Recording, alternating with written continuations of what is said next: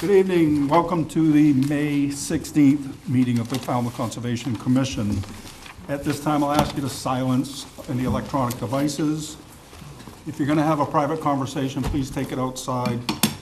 If you're here to speak on anything, and we encourage you to do so, please go up to the podium, use the microphone for the benefit of the people at home, and state your name for the record.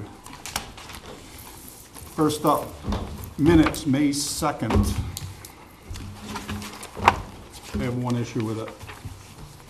Did you tell Susan already? Yeah, I told Okay, Susan, so but page 7, Helma Circle, I am not on the quorum. other than that, I'll make a motion Lucky to you, Mr. Chairman. accept. Second. All those in favor? Aye. Unanimous.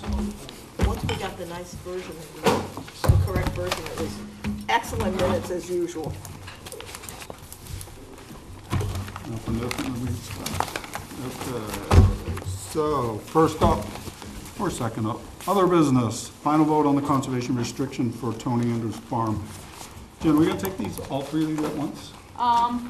You can open them all at once, and then Jessica can give all of her presentations. Okay, so we'll be taking a final vote on the conservation restriction for the Tony Andrews Farm.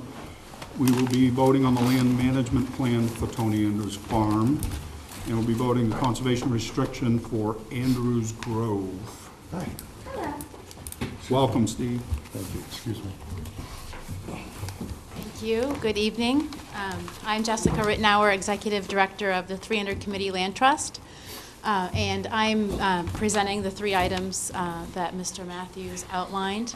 I do want to mention that the 300 Committee's Stewardship Coordinator, Alexandra Zolo, formerly Alexandra Bryant, of the Conservation Commission, was really instrumental in putting both conservation restrictions together and the land management plan in coordination with the AmeriCorps Cape Cod program. So Alex couldn't join us tonight, but I did just want to take a moment to recognize all of her efforts to put these materials together on behalf of the town and the 300 Committee. So first slide, essentially just an overview of orienting which properties we're talking about. The town of Falmouth, of course, purchased the Tony Andrews Farm property. The purchase was completed in February. They purchased the land that includes the Andrews Farm and 2 residential house lots. So A1, A2, and A3. The conservation restriction is on A1 and B. This is the conservation restriction for the Andrews Farm. Both house lots are excluded from the restricted area, and they're under the jurisdiction of the selectmen. So the farm CR covers 34.48 acres. The land that's outlined in green was purchased by the 300 Committee from the Andrews family at the same time as when the farm was purchased. That land is going to be called Andrews Grove. It's situated right on Pond 14. It's 11 acres, including the 6 lots and the road layout, because we actually own the road layout of Ronnie Road. So the total preserved area is 45.48 acres. And later on in the presentation, I have a slide of where the public access trails are. All of this land is open to the public, but of course there are some restrictions on the farm. The public access is on designated trails only, because there will be an active farm operation going on in the fields. I'm starting with the Andrews Grove CR, and a copy was provided to you all, and just in broad terms, the prohibited uses of the conservation restriction is what provides the legal protection, ensuring that the land and the conservation values are preserved in perpetuity for conservation purposes. So this is essentially for passive recreational uses. Folks can go there for picnicking, hiking, bird watching. It connects in with the Coonamessett Greenway Heritage Trail system, so we really encourage people to visit the property as part of the Heritage Trail. There would be zero impact tent camping allowed in designated areas only with permission from the 300 Committee. So that's not open for the general public, but say a scout group, if they were in touch with us, we could provide permission for that type of camping. The 300 Committee reserves the right to install additional trails, supply shed, a kiosk, composting toilet, open-sided pavilion that can be no larger than 500 square feet, installation of wells, and then rights to use, maintain, and repair the existing landing and float on Pond 14. So I highlight those because anytime we draft a conservation restriction, we always have to think about the intended use of the land, what we might wish to do in the future. Because once the conservation restriction is approved locally and approved by the state and recorded, the amendment process is very onerous. So we try to draft these documents so that they don't have to be amended. So providing appropriate flexibility.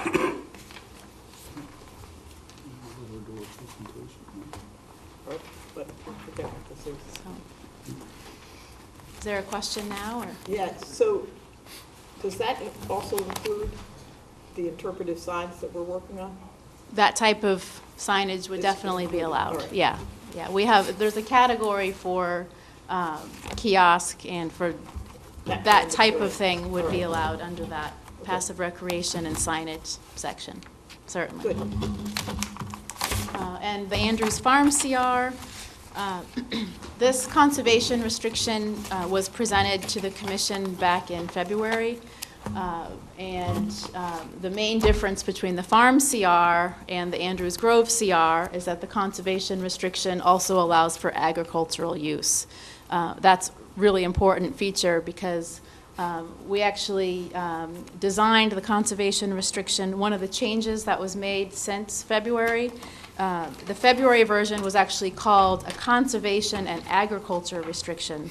And the state pointed out that that was problematic because there are different legal requirements for documents known as agricultural preservation restrictions. And they require active farming in perpetuity, versus a conservation restriction that allows for agriculture, gives the town and the community the flexibility needed to farm the property. But if there ever is a year or two or more where the farming isn't happening, that is perfectly acceptable under the conservation restriction. Of course, the goal is to keep it in farming, but the conservation restriction does contemplate well into the future if the town wishes to do any conversion to open space conservation, that is acceptable under the way the conservation restriction was drafted. Again, we have rights for outdoor recreational uses, trails, kiosks, parking. The land management plan designates areas where parking is allowed, and that's one of the maps that I'm planning to show in this presentation. And then, as I mentioned, it lays out a framework for possible conversion of areas for wildlife habitat or cover crop if agricultural use is not continued at any point in time. So I presented this information at the meeting earlier this year, just laying out that the farm conservation restriction is the umbrella document. There's a number of references in the conservation restriction to the land management plan. The land management plan can be amended from time to time with mutual consent from the town and the 300 committee. So that's where we're mapping trails and parking areas where we may update designations in the future. So the land management plan is drafted with the intent that we could revisit it in the future and update as necessary. And the farm operations plan is referenced in the conservation restriction and the land management plan. The responsibility there is for the lessee once the selectmen decide on who's going to be leasing the property. The lessee would prepare and submit that plan to the town for review and approval. The 300 committee would have to review and approve that as well, just to ensure compliance with the CR and the land management plan. We want everything to fit together. So moving on to the land management plan, I just pulled out a couple of the maps that seem to have some key information. Alex Zolo put together, in consultation with the Town Agriculture Commission and working with Town Council's office, designated areas that could potentially be used for parking. So the area is shaded in green, and I don't know if this is a, yeah, it is, good. This area up here around the existing farm stand is written into the conservation restriction. It's a 32,100 square foot area that the town can use, maintain, repair for parking. The farm stand, of course, is intended to stay, but cars could completely surround that. So that would be considered the day-to-day parking for the farm. Special event, if there's a large event that the town permits, then the land management plan allows the town to approve folks to park in this area and then down Berry Patch Lane itself, and then in this area here, that's actually within an electrical easement area. So the goal was to select the special event parking areas that don't have the agricultural soils to be compacted. So the map actually includes estimates that the engineering department provided for how many cars may reasonably be able to fit within those areas. We just wanted to get a sense for if there were an event, you know, with say 100 cars, would that type of event be able to happen? And it would, but with permission granted from the town for those areas to be used. The other areas highlighted are, there are areas designated where a forestry management plan would be required for any cutting. So that's about 6.85 acres total. And Alex has outlined that here. And then the areas are shown as 1, 2, and 3. The current ag production are the areas shown in blue. That looks to be just over 15 acres, and we certainly want to support the continued use of that. And farming could be expanded into these other areas so long as the management plan addresses how that would work. This is our public access trail system slide. So the intent would be to have signage right on Old Meeting House Road that would identify Andrews Farm and Andrews Grove, and have a trail map so that the public knows where they are permitted and where they're encouraged to walk on the property. So certainly down in the farm stand area and then down Berry Patch Lane, and then there's a cleared area right parallel to the existing Berry Patch Lane that would be fine for trail access. A connection across this part of a field could connect folks into the Bartolome property owned by the Concom. And there's a couple different areas where the Bartolome property could connect in.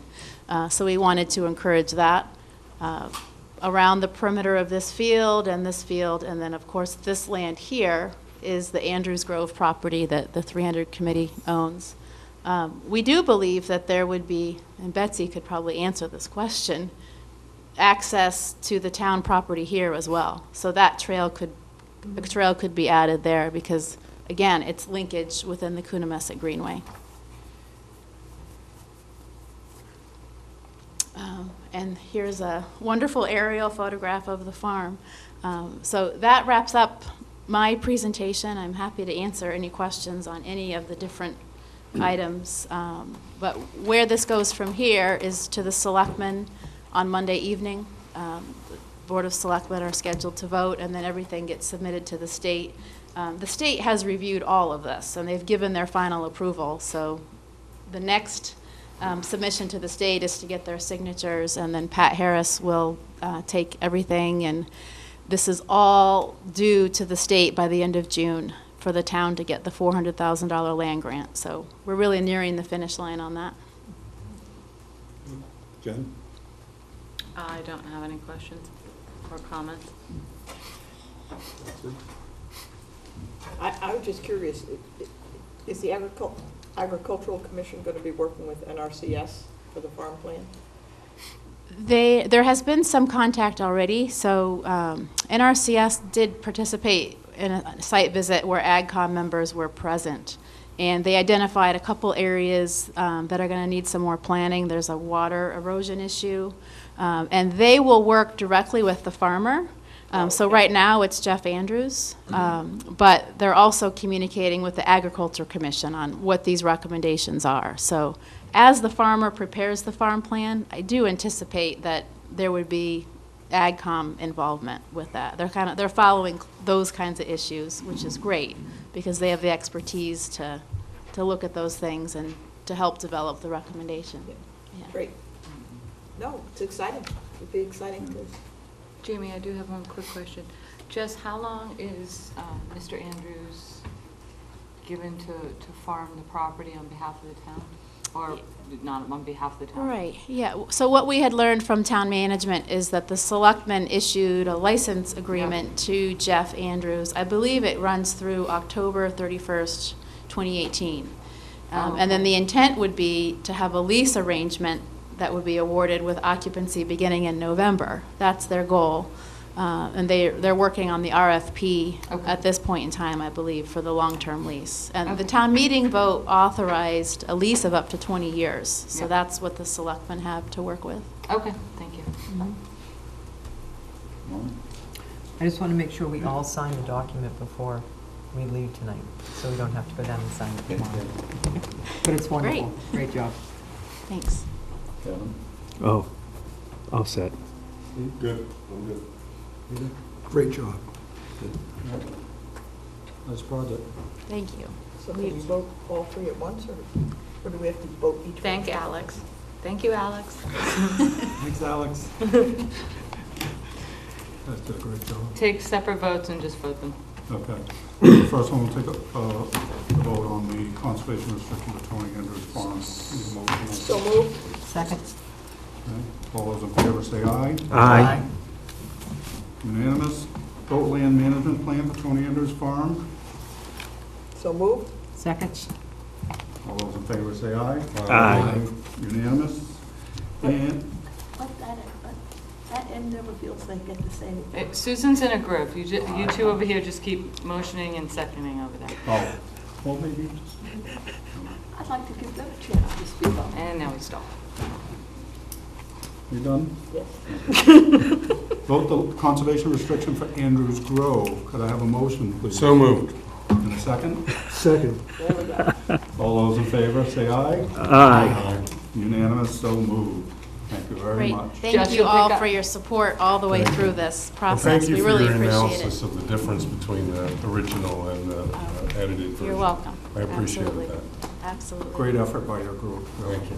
Thank And you all. the nesting of all the Jess, parts of it. these forms, will pick them up I'll in the get them office tomorrow. Yeah, Okay, great. absolutely. All Thank right, you. thank you. So everybody make sure you sign. The blue. If you haven't yet. Well, all of them, but particularly. Okay. All right. RDAs. Yes, please, thank you. Request for determination of applicability, the RDAs. These are where you actually want to stay hearing a negative response.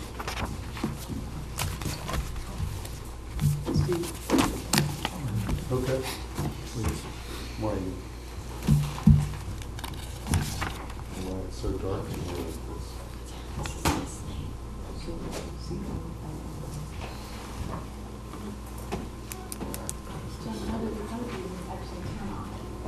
Blue button? You gotta hold it down for a second. Yep. Here we go, thank you. Thank you, Jess. Thank you, Jess. First up, Richard Bodillo, 21 Harbor Farms Road, East Falmouth, Mass, for permission to remove existing garage and replace within it an addition, a garage with bedroom above, and to install a new Title V septic system. Jen? Yes, Mr. Chairman, we are recommending a -2 under the state and the bylaw with the resource area boundaries not confirmed. So moved. Second.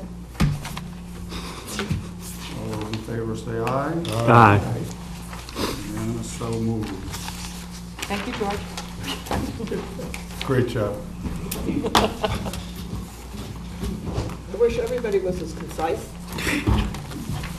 Keep that in mind. Next up, Doris Hardy, 134 Antler Shore Drive, East Falmouth, Mass, for permission to abandon existing failed septic system and install a new Title V septic system. Jen? Yes, Mr. Chairman, we are recommending a -2 under the state and the bylaw with the resource area boundaries not confirmed. So moved. Second. Any comments from the board? Any comments from the public? All those in favor say aye. Aye. Unanimous, so moved.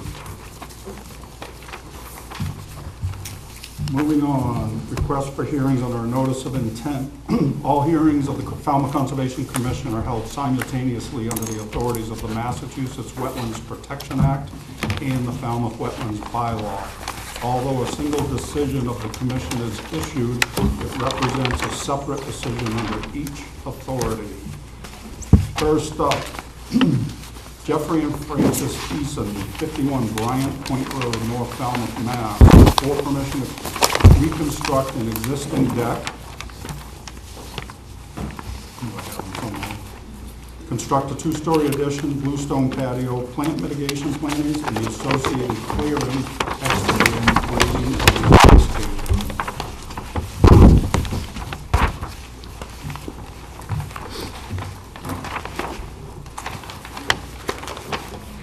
Mike, you're up.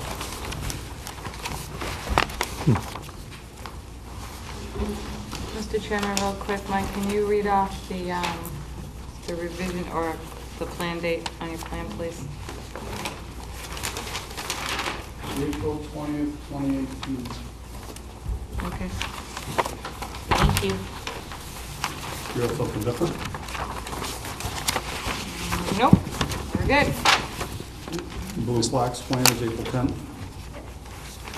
Mr. Chairman, members of the commission, for the record, my name is Michael Borselli, Falmouth Engineering. I represent the applicant, along with Blue Flax Design, Emma Ball, who's here tonight to assist in presenting the landscape mitigation. Property is located at 51 Bryant Point Road. There's a single-family dwelling on the property. Typical appurtenances including a driveway, lawn areas, an existing deck. There is a stone revetment at the property boundary on the waters of Narragansett Harbor. The wetland resources of note are land under the ocean, coastal beach, salt marsh, dune, coastal bank, and land subject to coastal storm flowage. We have shown the boundaries of the FEMA designated flood zones as well as the town of Falmouth 25-foot offset from the zone line. So the project has been designed to meet the standards under your buffer regulations for redevelopment at FWR 10.18. And it has also been designed to meet the standards under FWR 10.38, land subject to coastal storm flowage. There's a proposed addition located in an area currently occupied by the existing structure, in this case a deck. It measures 8.3 feet by 23.6 feet. The first floor elevation of that addition will be approximately elevation 21.5.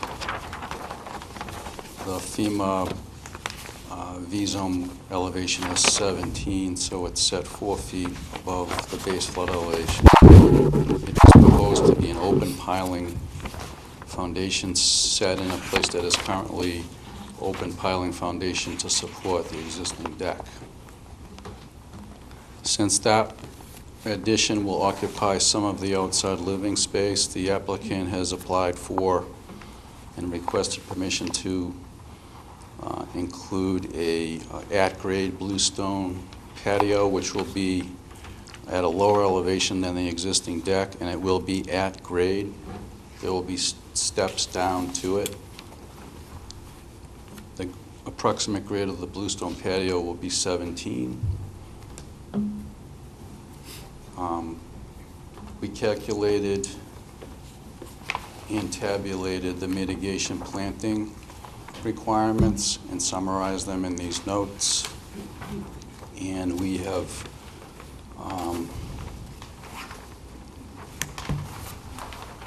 published that there's a net increase in the no disturbance zone A of 289 square feet. And we're multiplying that by a factor of 3, and there's a requirement for 867 square feet of mitigation. And project's actually been designed to meet that by making the patio as big as possible while providing the required mitigation, and also by honoring the requirement to have no portion of the mitigation less than 10 feet from a structure. There's a limit of work on the plan. We're also introducing dry wells to the site to control roof runoff. We are proposing to remove a single 20-inch pitch pine that's out in the front yard all by itself, not with any other trees, and it's actually just outside the 100-foot no disturbance zone to the salt marsh.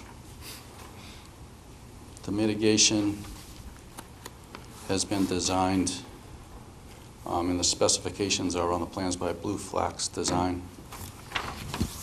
And I can turn it over to Emma in a minute. I understand that there was a concern about salt marsh stakes. I talked to my field crew, and on May 4th, we set 6 stakes in the salt marsh. We staked it as soon as we filed, or shortly after we filed. I think we filed on May 2nd. Because a couple of times we were unable to get out 1 week prior to the hearing due to the nor'easters, and we wanted to make sure it was staked. So I can't speak to why the stakes are gone, but I'm happy to restake it if it's necessary.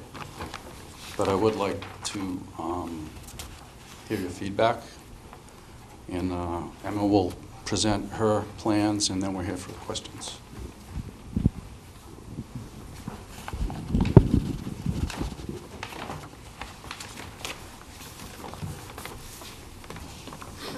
Good evening. I'm Emma Votor. I'm with Flax Design.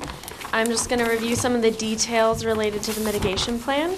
As Mike stated, there are 867 square feet of mitigation plantings proposed. And these are all within Zone A or on the coastal bank. And that's mitigating for the proposed structures at a 3-to-1 ratio. 90% of the mitigation that we're proposing will involve removing lawn and replacing it with native naturalized vegetation. That'll be a significant improvement to what's there. Currently lawn reaches almost to the top of the coastal bank. There is a row of bayberry that's planted along the coastal bank. But in terms of stormwater management, having a wider swath of naturalized vegetation in that area will be helpful. And then, so to break that down, there are 696 square feet of lawn being removed in Zone A, 78 square feet of lawn being removed on the coastal bank, for a total of 774 square feet of lawn being removed. There's also some invasive bittersweet growing up in the lawn, and that will be managed as the lawn is removed and naturalized plantings are planted. The area will be seeded with a native mix of grass and wildflowers. And then, and those plantings in that area will consist of New Jersey tea, northern bayberry, fragrant sumac, pasture rose, Virginia rose, and low bush blueberry. On the northeastern corner of the property, you'll see an area on your plan that's shaded in yellow and also hatched over in blue. That's 93 square feet of mitigation that we're proposing to introduce naturalized native plantings where it's currently invasive, non-native, highly disturbed area. Some of it's just bare soil. There's a variegated ornamental grass growing up in that area. So we're proposing to replace that with an eastern red cedar and 2 bayberry, as well as seeding it with a native grass mix.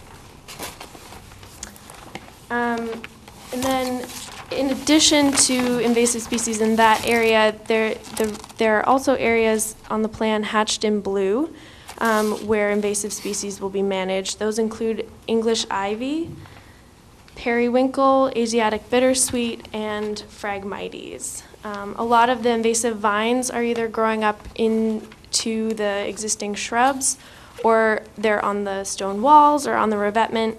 But if left alone, they'll certainly spread to other parts of the property. So we'd like to manage those to further improve the ecological integrity of the site.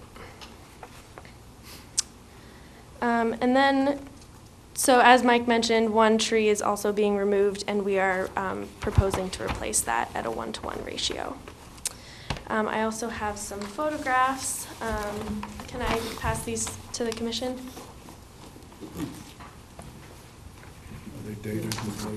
Yes, they're dated and numbered. Yeah, all right. Great minds think alike.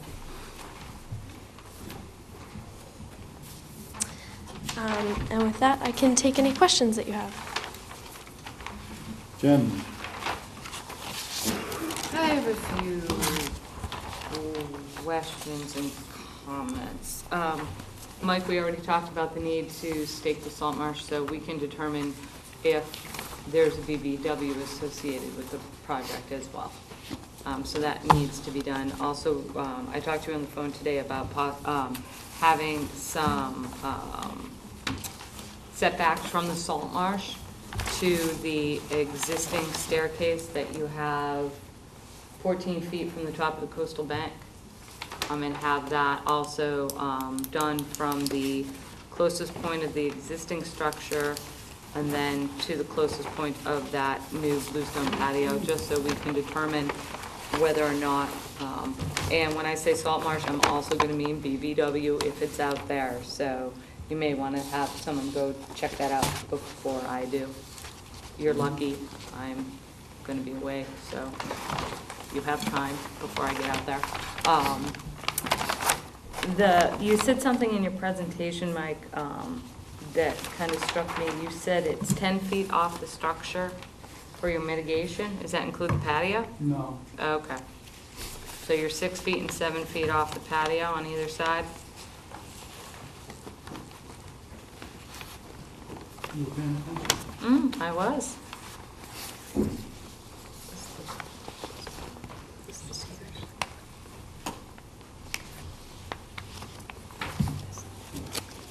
Roughly.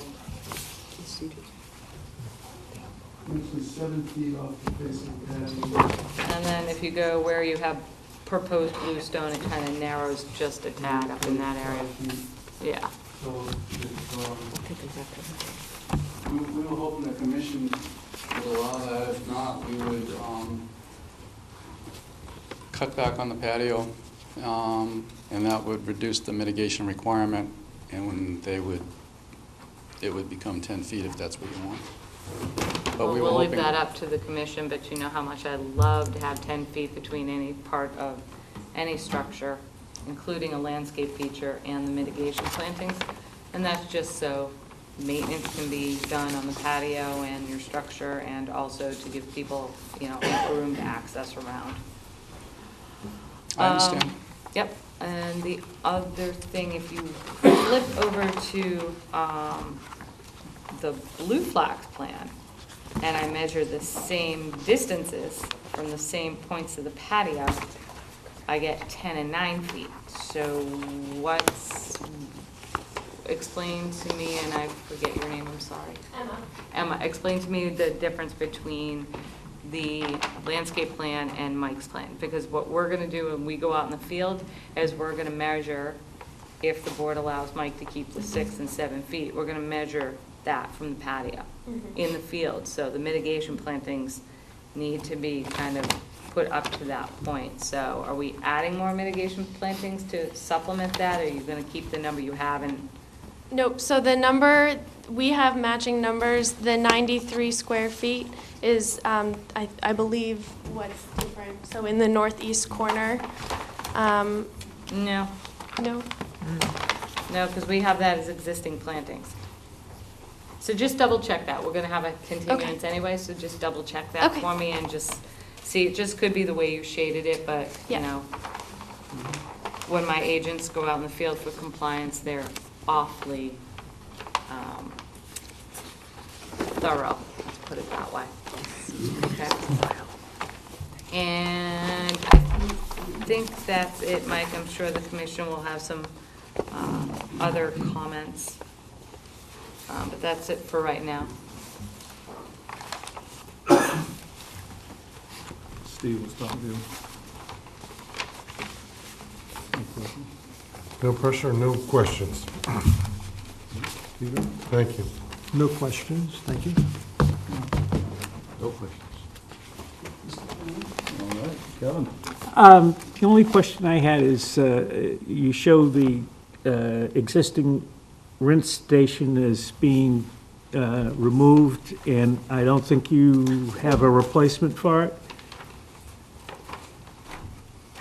Are you going to have one? I had that question as well. As of this moment, no. If we introduce a rinse station in the future, we'd come back and request an amendment. Okay.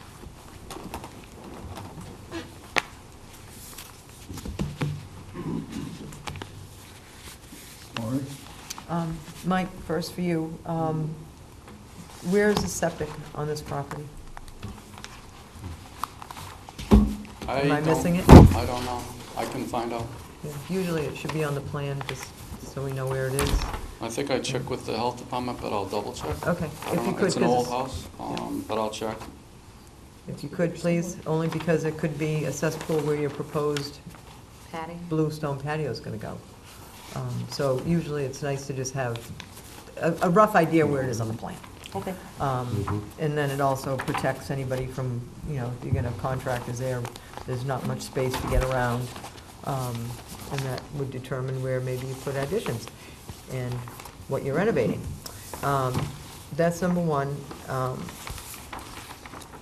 The bluestone patio is moving closer to the resource by quite a bit compared to the old deck.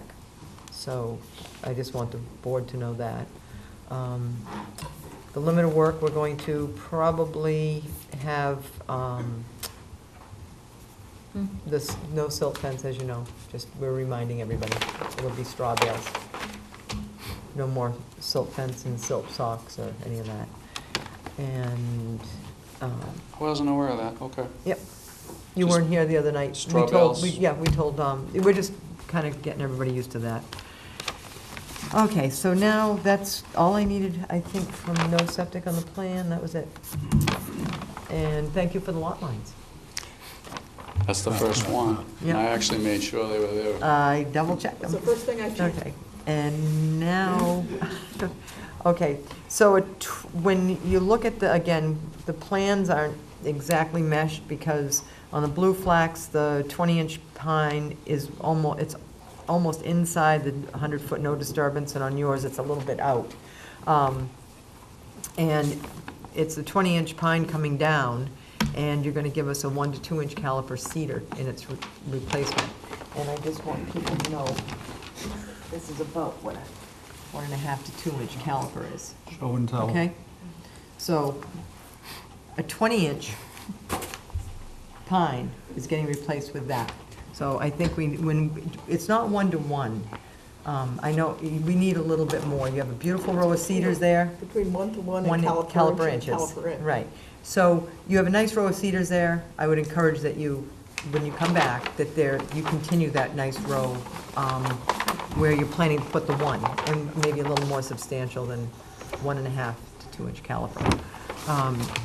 The other thing I'm very concerned about is how close the mitigation plantings are to everything. It's 2 feet where the stone wall is. If the vegetation is allowed to grow in its natural state, you're not going to be able to walk from the driveway up the stone stairs that are already there, unless they're pruned, and that we're not supposed to prune them. So, and blueberry, low bush blueberry gets about this tall, maybe this tall, and it's right on the edge of what is existing lawn in the patio, which means it's lawnmower fodder. So probably a fence will be required, split rail to protect that buffer. I'm not even going to recommend blueberry. I would take that off. I would put woody indigenous. We've already seen what's been happening to the bayberry out there, which is really nice bayberry, but it's been hedge cut. And again, the scale, I went out, it's 3 feet. On your plan, you're saying that it's 4 to 5 feet with your blue hash mark.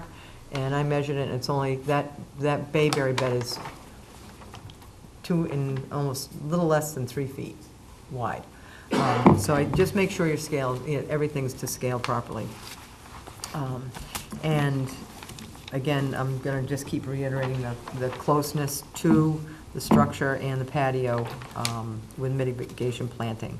And the distances to these plants are quite substantial. So again, we're not getting a whole lot of, we're getting a lot of lawn gone, but not a whole lot of plants.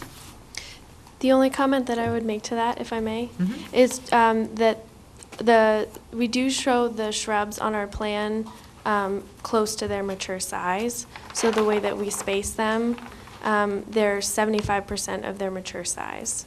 So they shouldn't grow much farther into that path. Okay, well, the bayberry that's existing right now on the coastal bank, I know it's been pruned extremely hard for its natural size.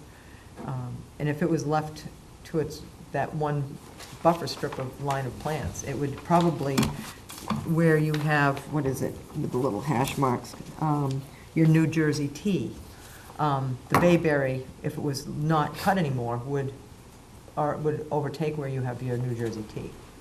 So, I get it, it's a tough call. But, all right, that's all I have to say. And I'm glad to see you're taking care of the Phragmites, because I know, one more question. Manage invasives, how are you gonna do that? The vines, we will root rake and treat selectively with the Hand root herbicide. rake? Yes, Okay, yes, nothing Same. mechanical. okay. Yep. Well, Same that's with not in the Phragmites. narrative, so. Okay. So you're gonna root rake them in the bittersweet? And the English ivy Yeah. and the periwinkle.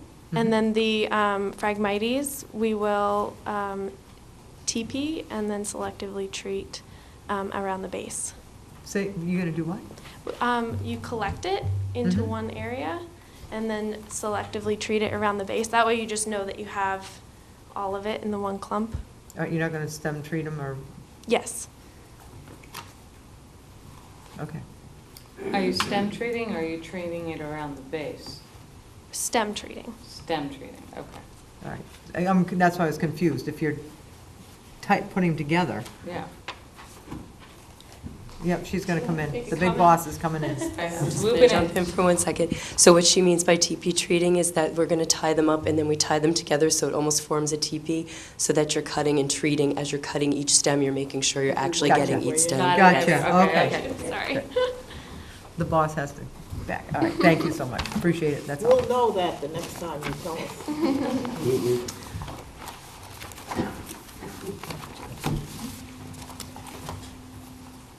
So, I want to address something. I had the same question you did about the bluestone patio going closer, but if you measure from these steps, Yeah.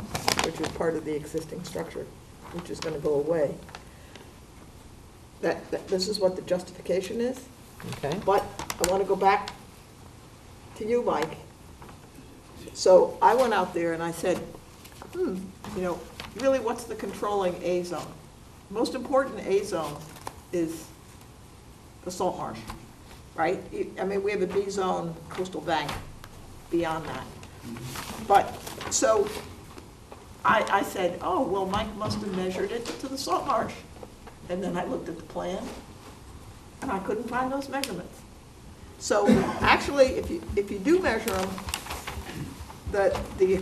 at least on your plan, on both plans, the patio is a little bit closer than those stairs. Oh, by like So- 7 feet. Well, I don't know if it's 7 feet. Don't use that one. Use his plan. It's about a 4-foot difference, right? Yeah, but anyway, look at that when you 5. do the revision, okay? If I could, for clarification, because I looked at that too, because Jenna was nice enough to give me a heads up about this. Just go perpendicular to So the look, salt marsh you're line. saying measuring from here Yep, to the salt marsh Right. is not as close as from here to the salt marsh. I believe that's what you're saying, right? We're closer Yes. than that. Yes, that's exactly what I'm saying. So since we have to think about making the separation from the mitigation planting more than 6, we can probably solve everything at once by adjusting the patio. Exactly. On the same page. Mr. Chairman, one thing. Can I jump in? Mike, if you measure from where you have the words Bluestone patio too, and I just kind of was looking at this a little bit more closely, if you measure from that corner to where sort of it says wall, you're at like you're at like between 9 and 10 feet there. So you are substantially closer. So just look at that. So this has to go away. Yeah. And this might have to get You need smaller. to reduce the size of that patio. I get it. Okay, and just one other thing, so when I was kind of scrolling through, Google Earth is just such a beautiful tool. Going through that and our own aerials, there was a large tree in between the deck and the stone wall. You may want to look into that, because that will need to be replaced, because we don't have any record of it being removed that we could find. If you could find some records on our approval to remove it, that would be great. If not, it will need to be mitigated for. You can clearly see it in the aerial, so you may want to take a look. And I was kind of flipping through that after I talked to you, just kind of like, so just look at that, okay? I made a note of it. Thank you. What's the other thing? Yeah, I am doing clarification there. I was just looking for more Okay. of clarification. But Mike knows when he goes back to have that bluestone patio no closer to any of the resources. Yes. Mr. Chairman, can I ask a question? Absolutely. Does the commission want me to restake the salt marsh? Mike, you need to, because when we go out in the field, we need to determine if there's a BBW out there. We're Right. not going to be able to determine that until Okay, it's staked will in do. the field. Yep. Okay? But it was probably, you should probably do it just before she's gonna come out, because if the stakes were there, it was probably, there was clearly a high tide Yeah. that came in. They Right. probably just floated them out. Exactly. And it must have been hard to drive them in there anyway. Yeah, it's probably. So, I will coordinate that with Jen, and I will try to take it like right before we go out. Yeah, that's fine. Just so we can determine if the BBW is there.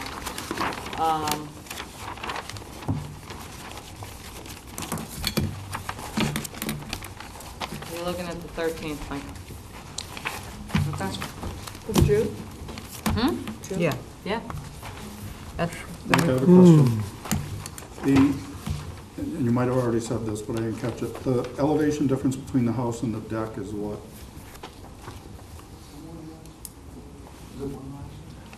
two, Garrett Fraser is the architect. Answer the question. two risers. 4.5 inches from the first floor of the house to the deck. Yeah, it's like one shallow riser. Okay, and then what's the elevation difference from the deck to the patio? 14 inches to 15 inches. Two steps. It's quite a drop there, It's so like 2 two steps feet. isn't gonna make it. It's like 2 feet, so I had 3 risers, maybe I need one more step. Yeah. Right, so my thinking is that puts you very close to those stone steps. Right, So you may want to We might consider put the sliding steps that over here. down.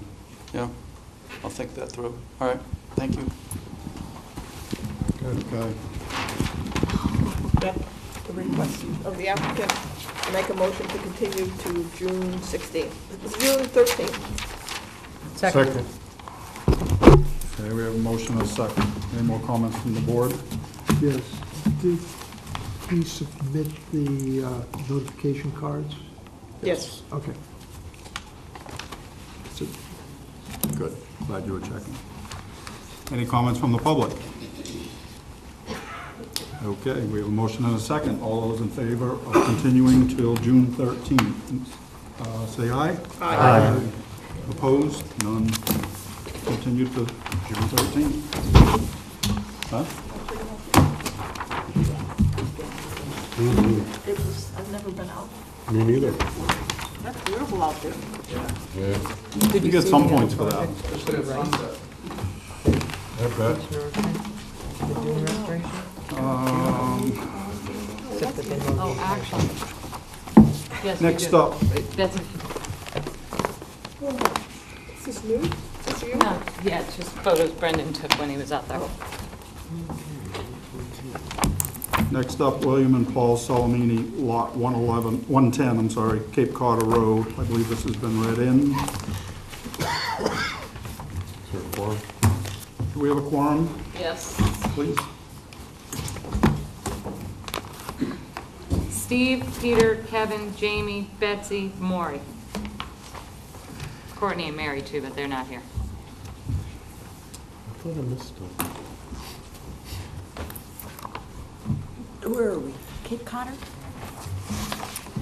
Yeah. I'm on the quorum. Wait a minute, guys. You think you were, you think you were? I didn't think I was in the initial meeting. I thought it was April. I've been on all of You're them. the first one on the list.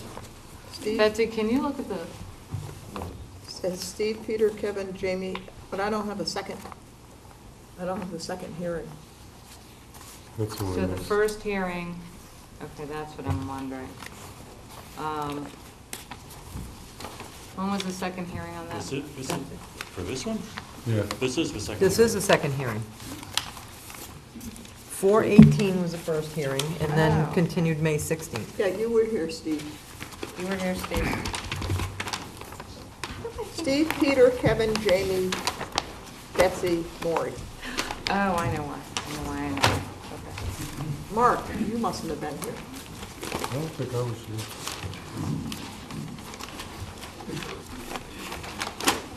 Mr. Bunker, you're up. Thank you.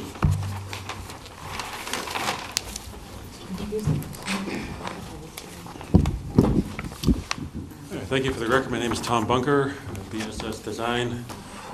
I was here on April 18th. Guess that was the date.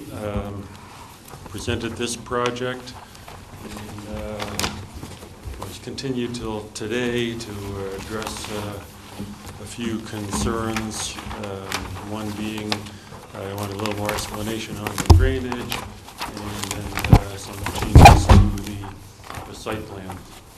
So get on, with the drainage. I have here a print from the town GIS map showing, to explain a little better about what all the drainage does here. So we have, Buzzards Bay here, Cape Cod Road goes down and ends here. We're discussing this lot right here. This aqua-colored line is a rough tracing of the total watershed area of what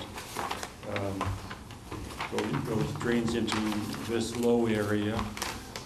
The low area does have an outlet, a little valley type of thing that goes out toward Buzzards Bay in this location.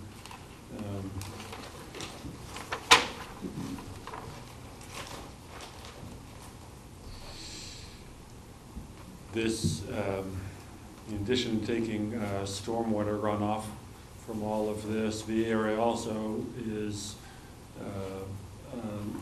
land subject to coastal storm flowage.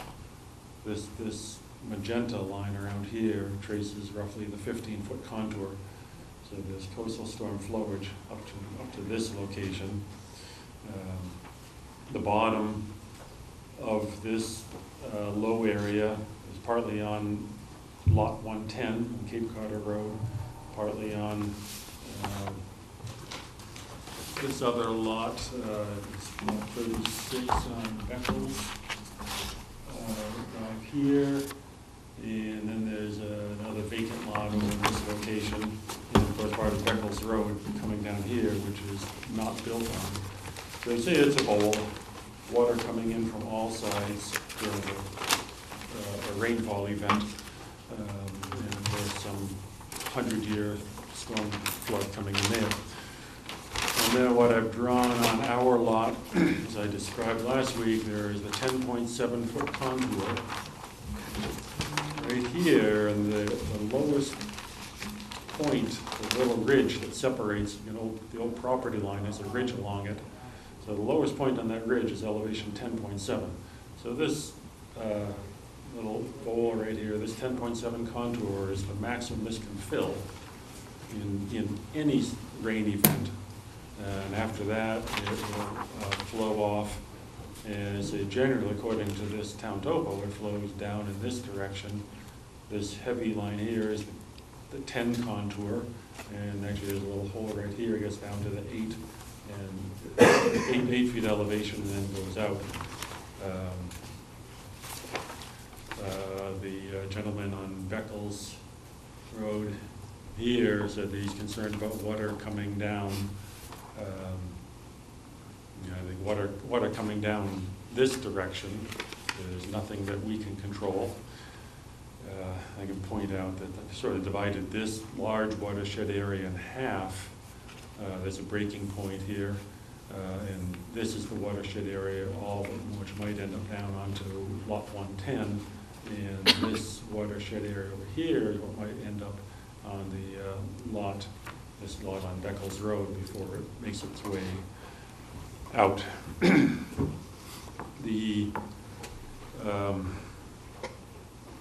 This bowl of elevation 10.7, I can say also that in our survey of this location, we actually did not find any. We took a couple of spot elevations north of our property line, and all of them are above elevation 10.7.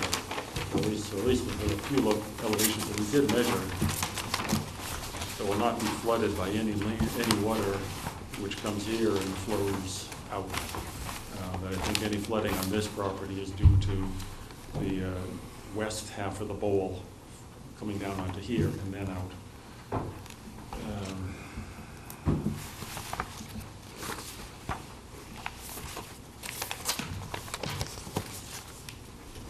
Somewhere I have the volume of that. There, I'll get to that later. We can point out that in any drainage analysis, design of a drainage system, we cannot be held to the standard of eliminating all flow from the lot onto another lot, just not allowing increased flow from our property onto another property. I'll say that, and in the package you have, I ran calculations. The runoff coefficient for undeveloped vegetated land is 0.4. I mean, 40% of the water will run off. And in the packet there, I have the 40%. I have a number coming out, total of 928 cubic feet. When I'm calculating the areas which on the next sheet are to be developed, that is roof, pool, paving, things like that. So I'm using the equivalent areas, which is giving it a coefficient of 0.4, and there's a runoff of 928 cubic feet. And then when I give the rooftops and impervious surfaces a coefficient of 1, other vegetated areas, lawn and like that, coefficient of 0.4, have a total runoff of 1,793 cubic feet. That's an increase of 870 cubic feet. And it's broken down into several areas. I showed the detail of the drainage. I did change the drainage somewhat, but basically working with this unit of 2 pits sitting on, dug in deep enough to sit on the sand layer that's beneath all the silt loam. They might be down 8, 10, 12 feet down, but those will sit on that sand layer, and there's a storage volume of these 1,000 gallon pits, so 2,000 gallons between them, plus the leaching capacity out the bottom. And this is the unit that I used before, and I have the same number, but I moved them because now I have the drainage area from the pool area and the drainage behind the retaining wall. And by the way, I made the patio, condensed the patio a little bit and moved it northeast So there's actually one low retaining wall here, just like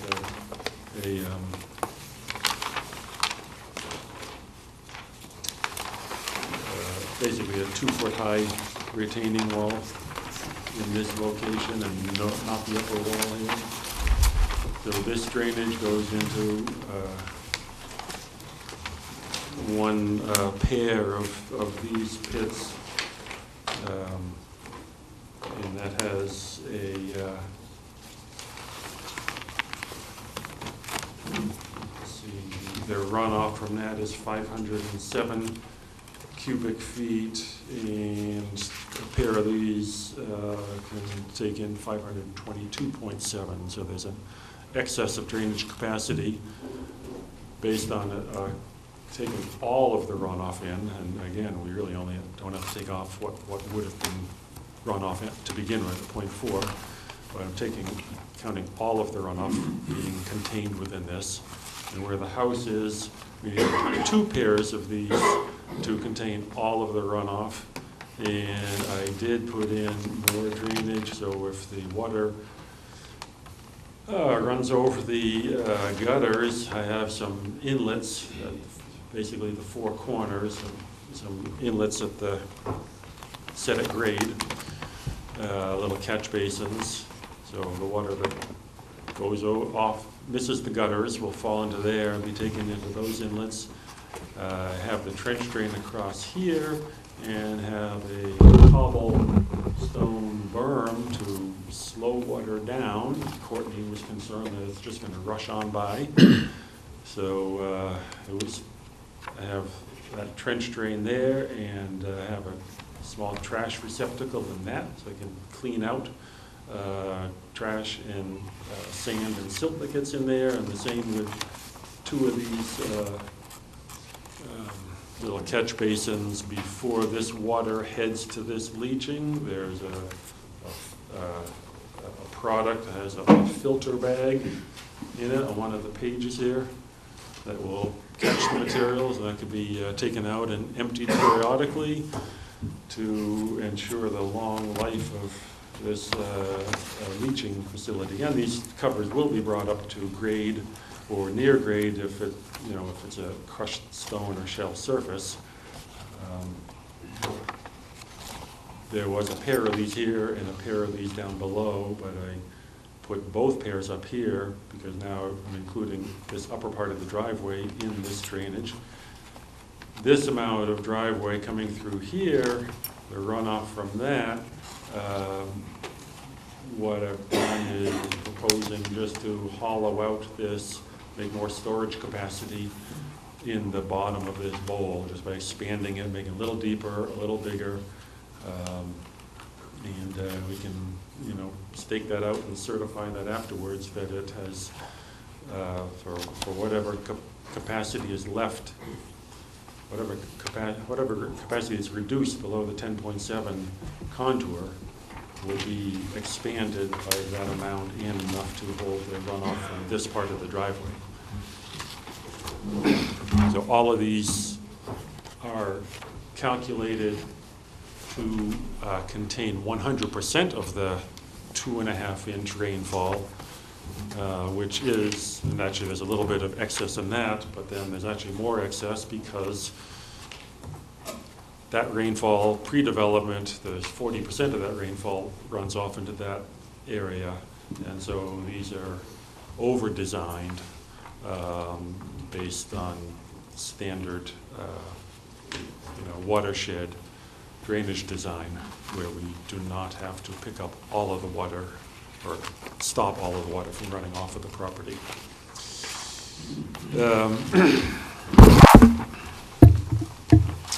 So, as I said, we reduced the size, reduced the size of the patio area, pulled the wall in, eliminated the need for an upper wall in there. There were 2 of the trees that would have been taken out by that upper wall, but they get to stay. There were 4 trees proposed before, and I've doubled that to 8 trees, and increased increase the amount of shrub planting. I have to see what the number was before, but I think there's 1,500 square feet of shrub planting to mitigate for some of this coverage here. And of course, that ash tree there will remain. The bamboo through here will be eliminated to the best possible. And those are the changes I've made. Take questions. I have a question, and Tom, forgive me, but you might have gone through this at the last hearing. I just, the alteration to the coastal bank? It's more than 100 feet from another resource area. No, I What- know what about that, it? so you don't have the buffer, but the alteration to the bank itself. Did you address that at the last hearing? I did not talk about the bank. I mean, it's not going to change. I mean, if anything, if you talk about vertical stormwater buffer, we're increasing that by putting in a retaining wall. It's increasing the making a better stormwater damage prevention. I mean, there's no wildlife habitat value per se of this, just because of its slope. There's no sediment. It doesn't provide any sediment, any downstream beaches. It's an isolated bit of land that happens to slope greater than 10% in a flood zone. Okay. I just wanted you to address it, so it's in the record. Nothing else, Mr. Chairman? Mark? I have no comments. No comments? I wanted to thank you for addressing the concerns that were expressed at the last meeting. I think the additional water storage systems and the tree plantings are impressive. Thank you. That's all I have. That's it. This must have been fun for you. This must have been challenging to put this together. Yeah. That's my comment. My question is, the area, sort of the bottom, the end of the road, where you, This area. where you might Yes. dig out a little bit, are you thinking in terms of like a bioswale to put in plants? Well, I have plants, have the native shrubs planted, but not necessarily filling up the bottom of that. I mean, well, you don't want it to just be a mud hole. No, well, it's what it is now. I mean, there's grass. It's not a mud, as long as people don't drive in it and walk in it, it's not a mud hole. So you're just gonna let it reseed with grass then? Well, I have some, and I can redistribute the shrubs, but I have some shrubs going in there. Well, no, I mean, I'm just suggesting it will work most effectively if you put in, some sort of a facultative wetland plant. Don't you think? I mean, the purpose is if water gets there, you want it to Be taken. be Yeah, taken well, out. well, grass does a good job, and perhaps shrubs do a better job. I don't know. I mean, Betsy, their you're roots are talking the deeper. area where the shrubs are, or in Cape Cod Road? I mean, No, well, where the shrubs are, where there's Okay. that little depression, Yep. I heard that we might dig it out a little bit. yes. And digging it out turns it into kind of a mud hole. So I'm wondering what might be put in to keep it from being a mud hole. Well, as I said, I have, just as a line along the property line, I mean, if I could put some of the planting in Cape Cod Road, I would,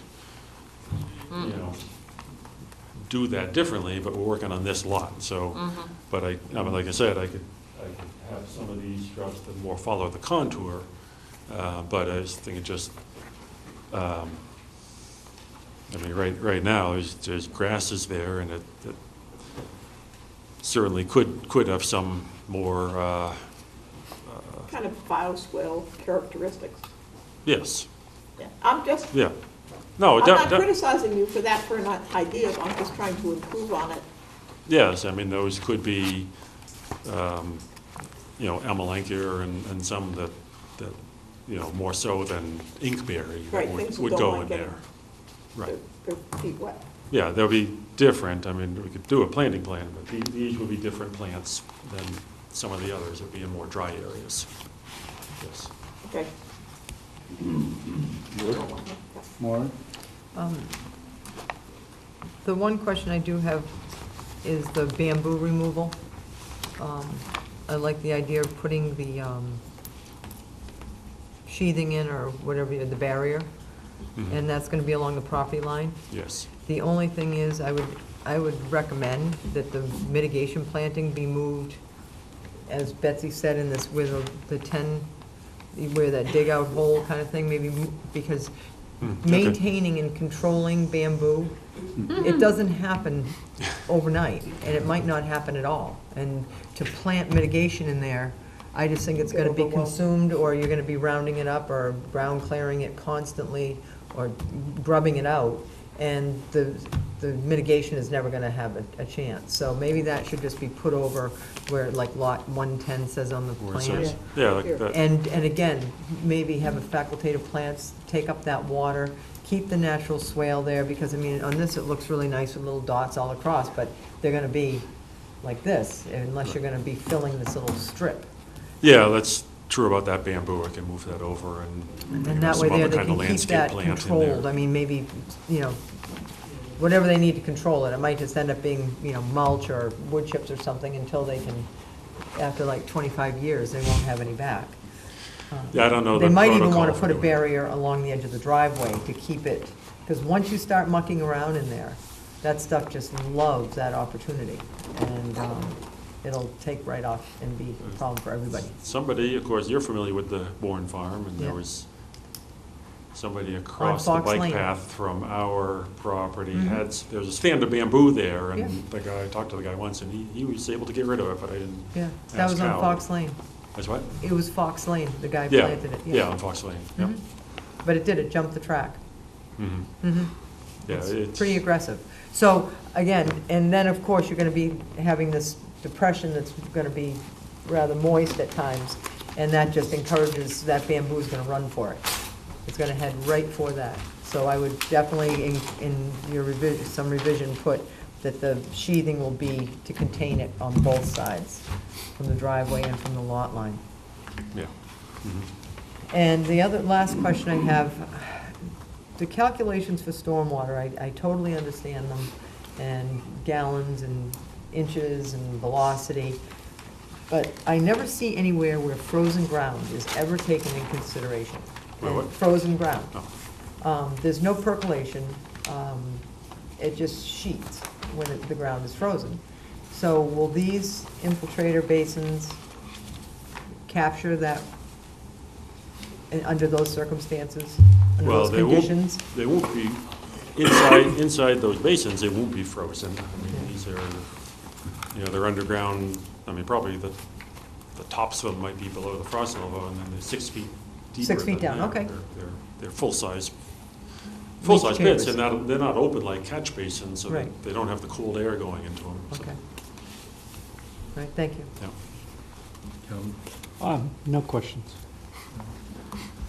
any more comments from the board? Are we gonna determine the size, because there's no plant sizes on the plan, it just says species, but no sizes? Will we determine that in our deliberation? Well, you're gonna want a revised Yes. plan showing the sheeting on both sides of the driveway.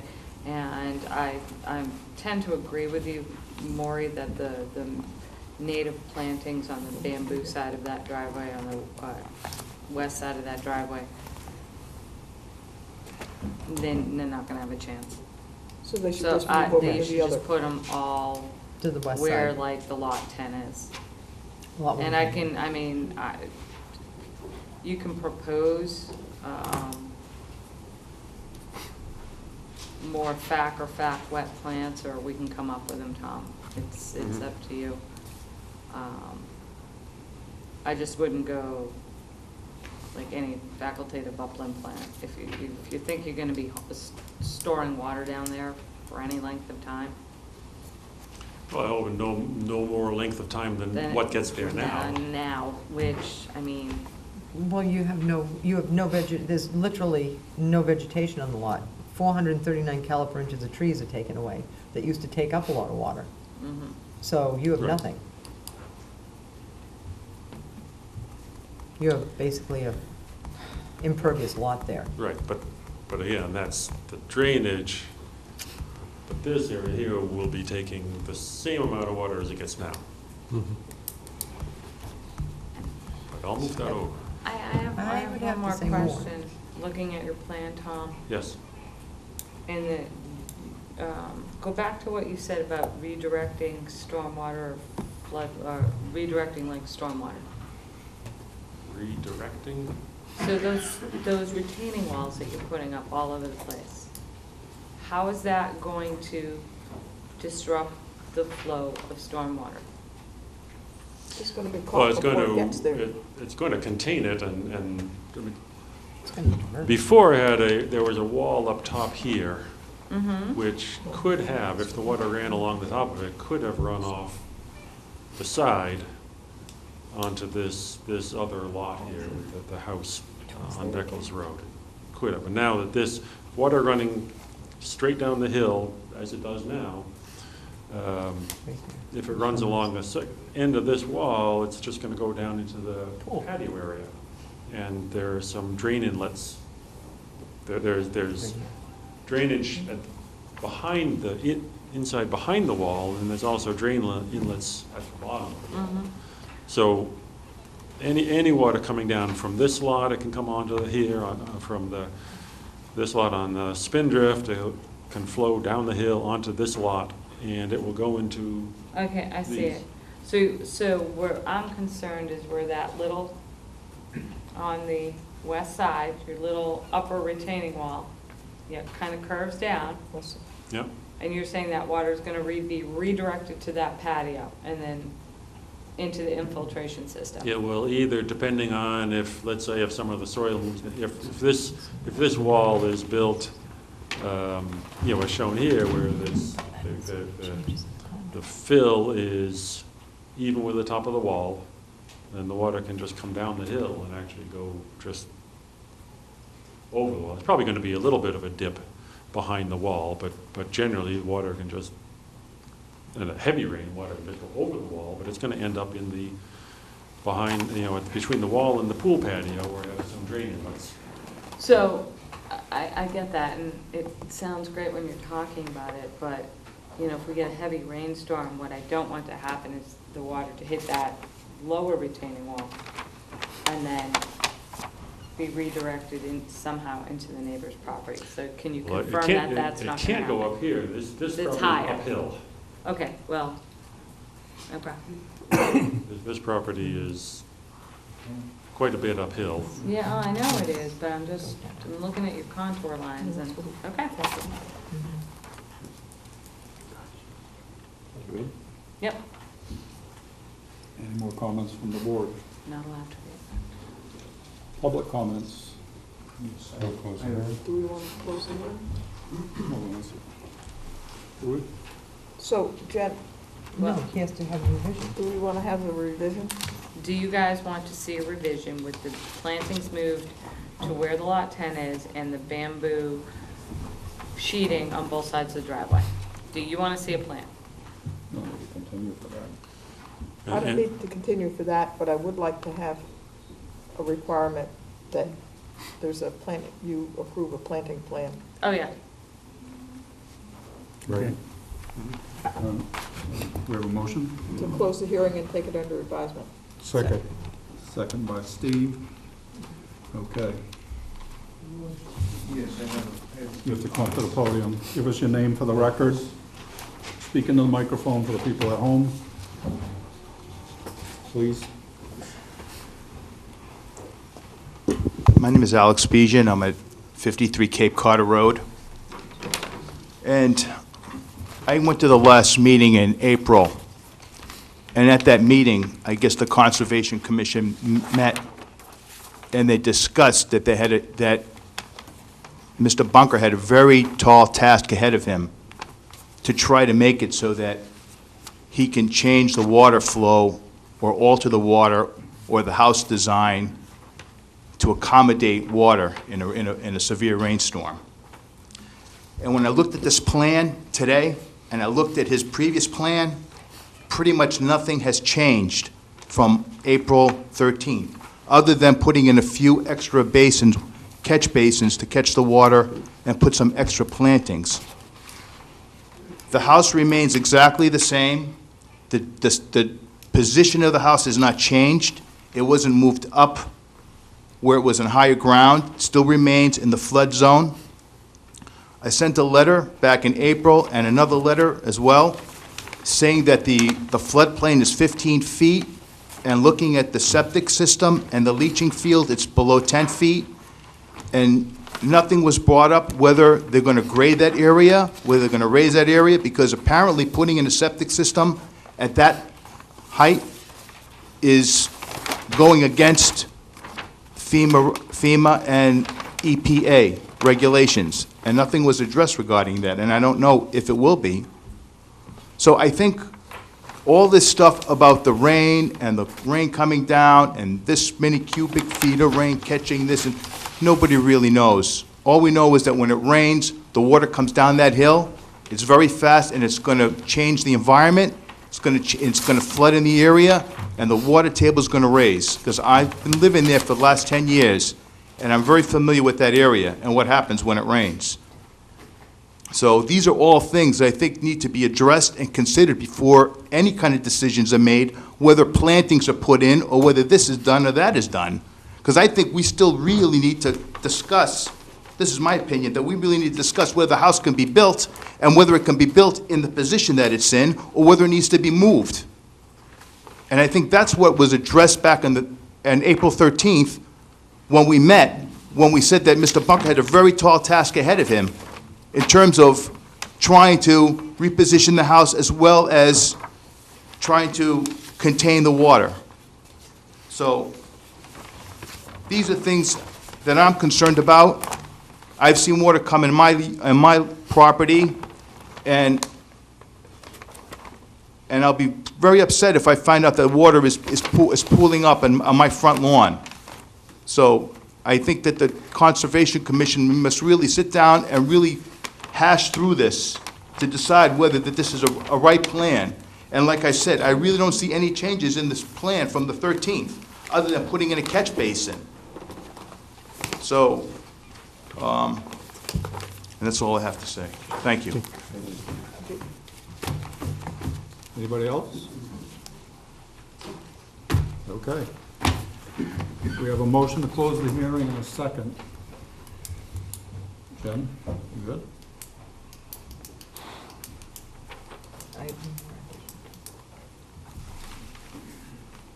1 second, Mr. Chairman. The ash tree that's on the Cape Cod Road, I think the limit of work has to be further away from that as well, Tom, to move it closer to the driveway entry, because that's a 36-inch ash, and you only have about, what I scale it, about 3 feet from the trunk, which means the roots are all going to be driven on, and so if you could get, it's only 4 feet, I'm sorry, the center of the ash is only 4 foot. Yeah, you can do that. I have one more question, Jamie, I'm sorry. Don't be sorry. Tom, Yes. can you, and tell me if I'm wrong, tell me if I'm reading this plan wrong.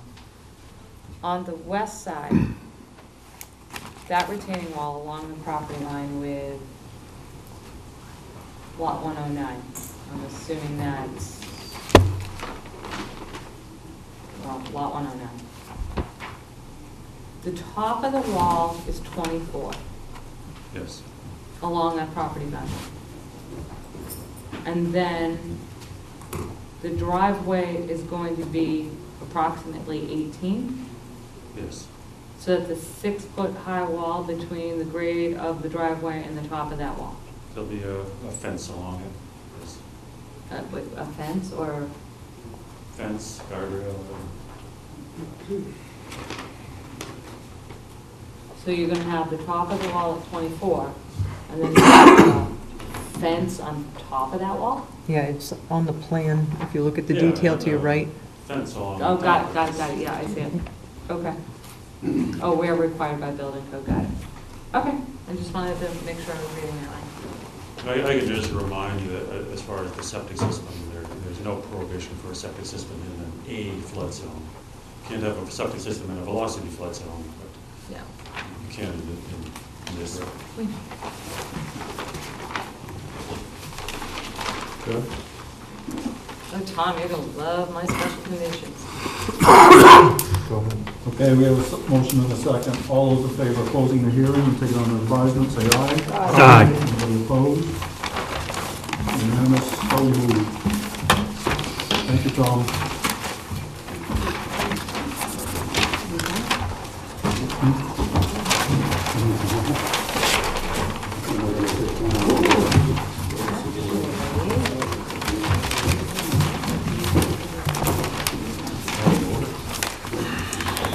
Are you gonna Just, take one? Mr. Chairman, just to state one.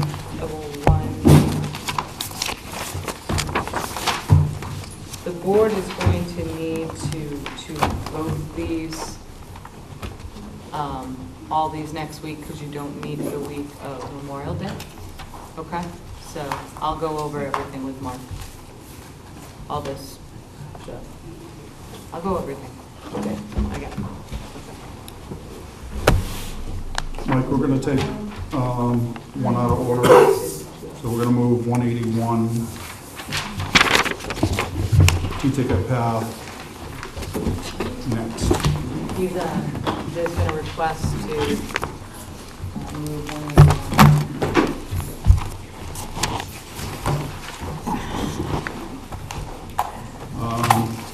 So Peter Conway, 181 T-ticket path, East Falmouth, Mass. This was continued, so it's been read into the record. Let me grab a quorum on 181, Mr. Chairman. I can give you a quorum. Oh, okay. Mark, Peter, Steve, Jamie, Betsy, Maury, Kevin. For all of it. Okay. Mike, you're up. Thank you, Mr. Chairman, members of the commission. Mike Porcelli, Falmouth Engineering, and I represent Peter Conway, the applicant, along with Teresa Sprague from Blue Flax Design. Subsequent to the initial public hearing, we made some revisions to our plan, and Teresa made some more comprehensive changes to her plan. On my plan, I basically revised the size of the deck. I eliminated quantifying or using removal of two small patios as a credit in the impervious surface calcs because I couldn't find any aerial photos that show the history of that. So we're taking them off the site. We're not crediting in the calcs for that. So we made the decks smaller. We already had a little bit of surplus, so when the dust settled on the calcs, reducing the decks still resulted in about 80 square feet of additional mitigation planting than what is required.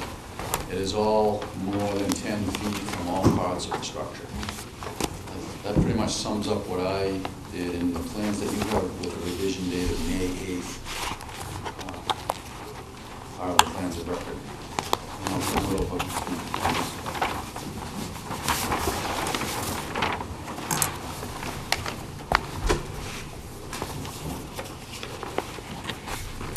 Good evening, Teresa Sprague, Blue Flax Design.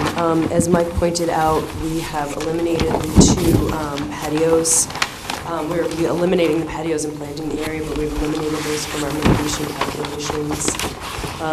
We have 1,560 square feet of mitigation, of which 850 square feet is located within the lawn. We are proposing 100 square feet of non-native euonymus hedge to be removed, as well as,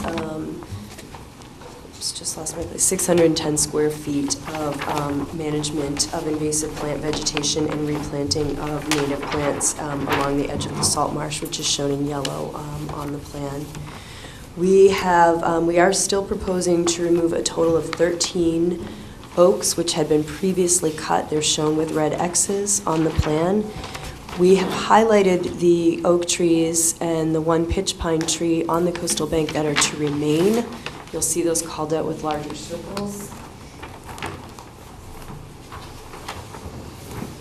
So those are existing oak trees that have been pruned and have been cut in the past, but for which we believe we can regenerate those into canopy-sized oak trees.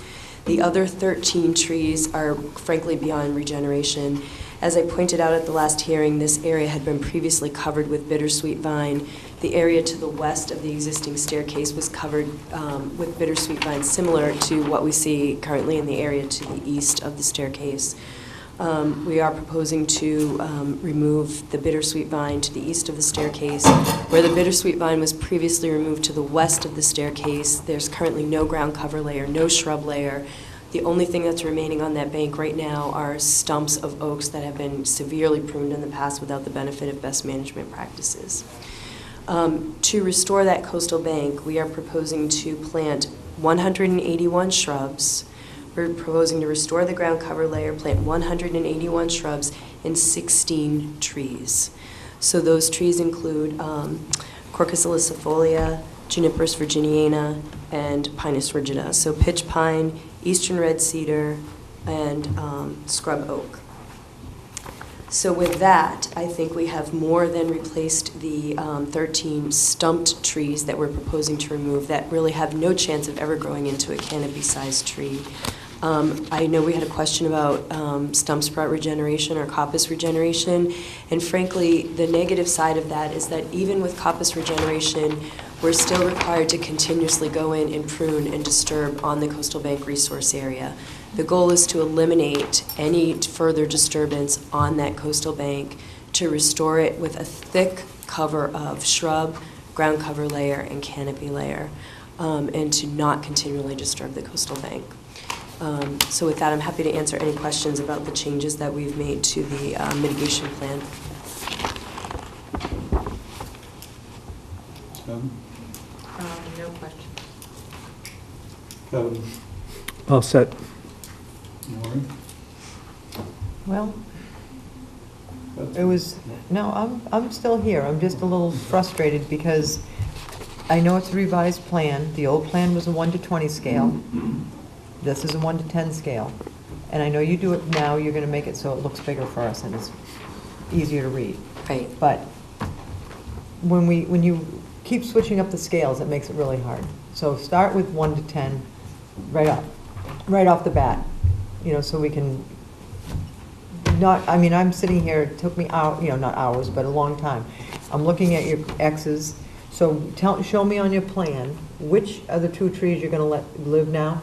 There's more than 2 trees that are going to live. No, that you said that that were going to be removed. No, there's nothing. We're still proposing to remove the same 13 trees we were proposing to remove previously.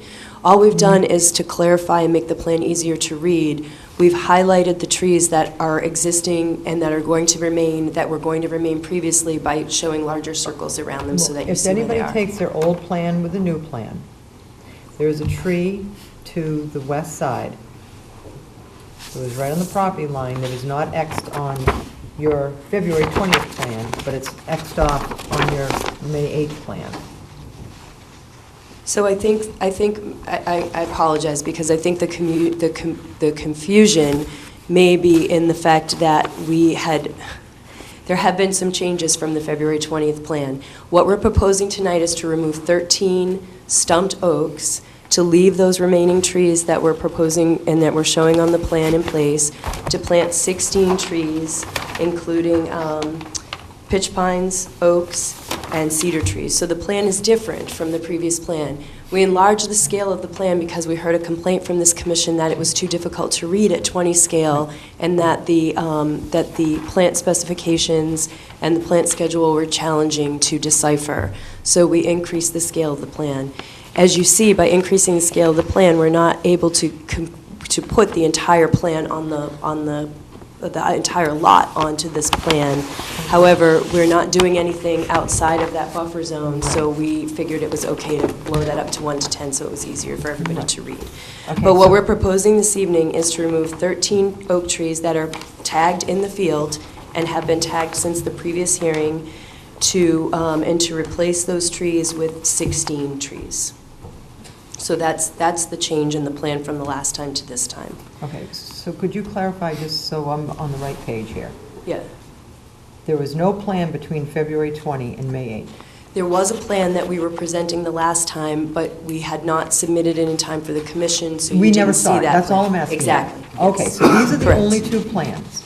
These are the Okay. only two plans that you Then are seeing. I Yes. am even more confused because, again, I'm looking at these two plans, and if everybody has their old one and their new one, the new one has, I'll use an easy spot, the stairway. There's a tree X at the stairway, about midship down. In the old plan, yeah, in the old plan, there was an X out further on a tree. So where'd that tree go? Or what are we gonna do with that tree? Is it staying now? It's not on that plan, it's on 20th So plan. we have we've had a change in plans, so there's no doubt about it. There was a plan that was presented that was dated February 20th. We had additional feedback from the commission. We went back, we relocated trees, we reflagged everything, and everything that we're presenting to you tonight is current and is what we're presenting. So I don't think we're comparing the two plans because you asked us to make revisions, you asked us to make changes, and that's what we've come back and done. I think, may I, Mr. Chairman and Maury, what I think Maury's confused at is the 20th plan that we have, right, Teresa? And I know exactly what Maury's. I'm actually not confused at all. I can read a Looking right plan. at. Okay, I have a copy of the plan from the Okay, 20th so that we I'm used going in to, review. may I, Mr. Chairman, I'm going to go point out what I Maury's think I see talking what you're about. talking about. So You're there's a talking about tree- that one, that one, that one, and that one. Yeah. Yeah. Yeah, Yeah. and this one, Yep, I got it. yeah. I got it. So, am I reading the plan correctly? And then there are two that were side by side that were not gonna be removed, and now No, they're this being is- removed. No, I appreciate that. This is the, yes. And that one, and that one. So before, last time when you presented the 20th plan, I had counted 11. This one was staying last time, Yeah. now it's Now gone. you're saying 13 coming out? These three, There are 13 Were total. here, and they weren't being So- removed they last weren't time. being removed. So we Yeah. see these three. Right. So last time we had 11. Yes. Now you're saying these three are coming out, which would have brought it up to 14, and then we're missing that one over there. I don't think that tree actually exists. When we went out when we went out to field check after the last hearing, there is no tree in this area here. These three trees that are showing on the plan previously to stay are coming out. There's actually a small oak that's one stem that might be where that one tree is, that was shown as being removed. So there's But there's a tree there. there's nothing being removed from this area other than bittersweet vine to the east of the stairs.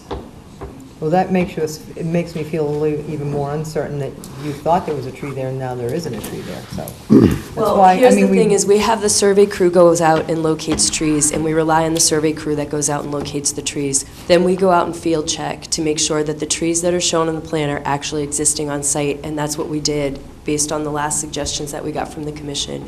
We went out, we actually flagged, so every single tree that is coming out is currently flagged in the field. And every tree that is flagged is shown on this plan that we're presenting to you this evening. So there's nothing, so if you go out with this plan in the field and look at the trees that we flagged, they match up entirely. So we went out and field checked the previous survey work that was done. okay. So, off of that subject, onto a new one. So you've reduced the amount of cedar trees that you're planting? No, Okay. we have They not. were- Originally, we were going to remove the arborvitaes that were along that western property line. Right. And we are not proposing to remove the arborvitaes at this time. So we're going to propose to remove the arborvitaes and replace them with cedar trees. However, based on other feedback the commission has given us, we took the arborvitaes, and they're staying, and we're just going to plant the one cedar tree at the southwestern corner of the top of the Crystal Bank. In addition to that, we're planting a cedar tree here, Yep. and then we're planting 2 cedar Okay. trees on the coastal bank. And we're gonna do the little show again. That's a 3-foot cedar. Okay?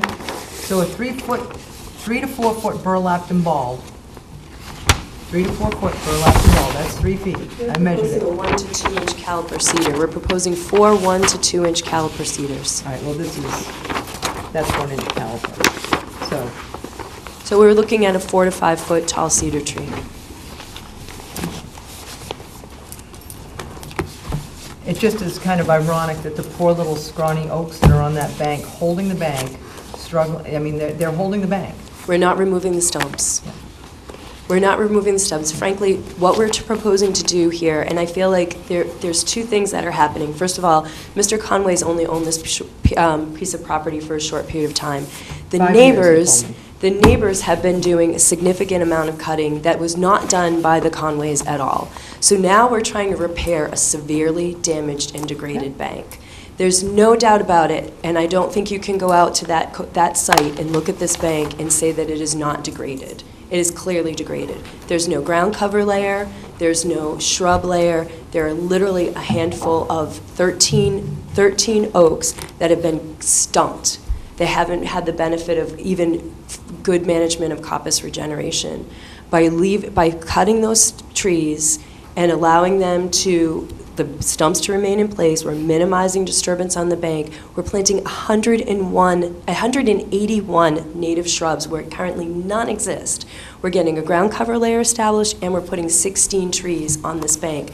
I cannot see, this is completely unrelated to the mitigation that is required for this project. This is Mr. Conway going above and seeing that he's got a coastal bank that has been severely degraded at our recommendation and needs to be restored, and that's what we're coming to you and proposing to do. He's met his mitigation requirements for the very modest porch addition that he's proposing. He's taking on a bank restoration at, as you know, a significant cost that's going to restore this bank to a condition that it has not been in.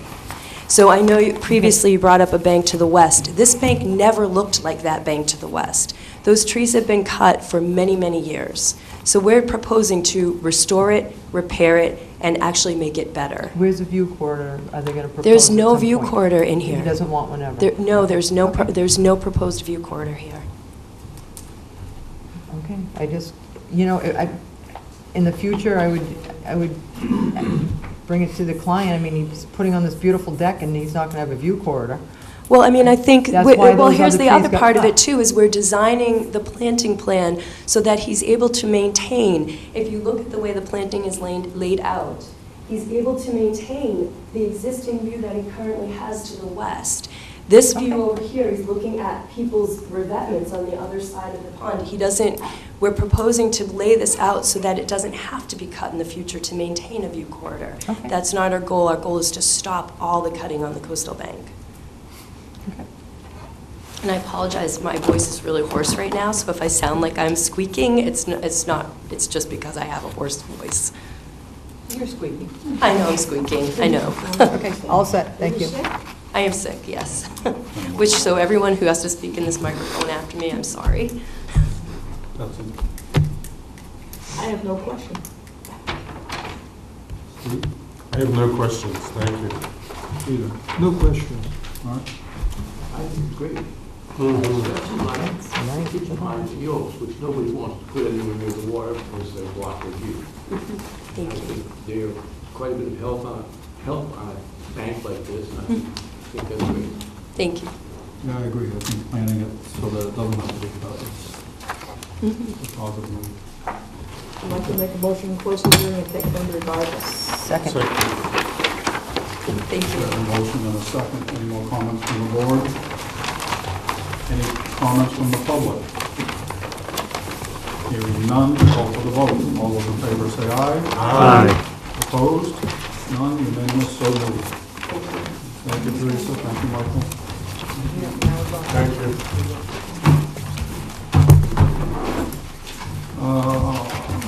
Go backwards.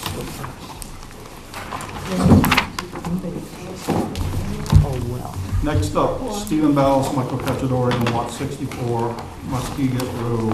It's been read into the record. This is a continuance. Mark, Give us a Peter, second, Steve, Mark. Jamie. It's all of you. Yep. Mr. Chairman, for the record, Michael Borselli, Falmouth Engineering, I represent the applicant.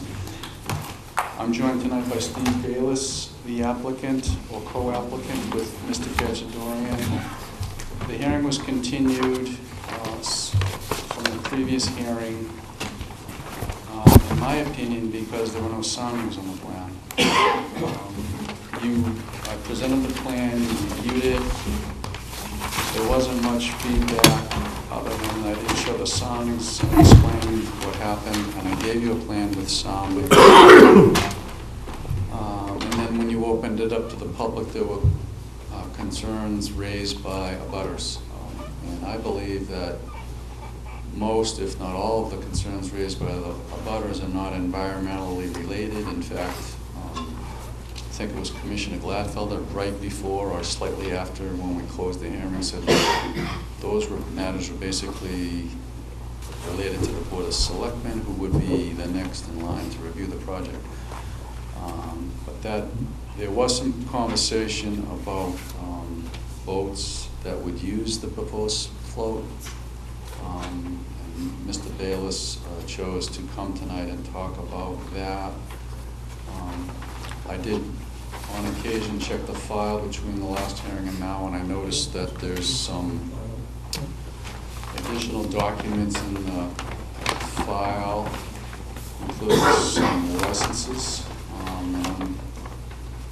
I'm going to not comment on those unless I need to in response to an abutter.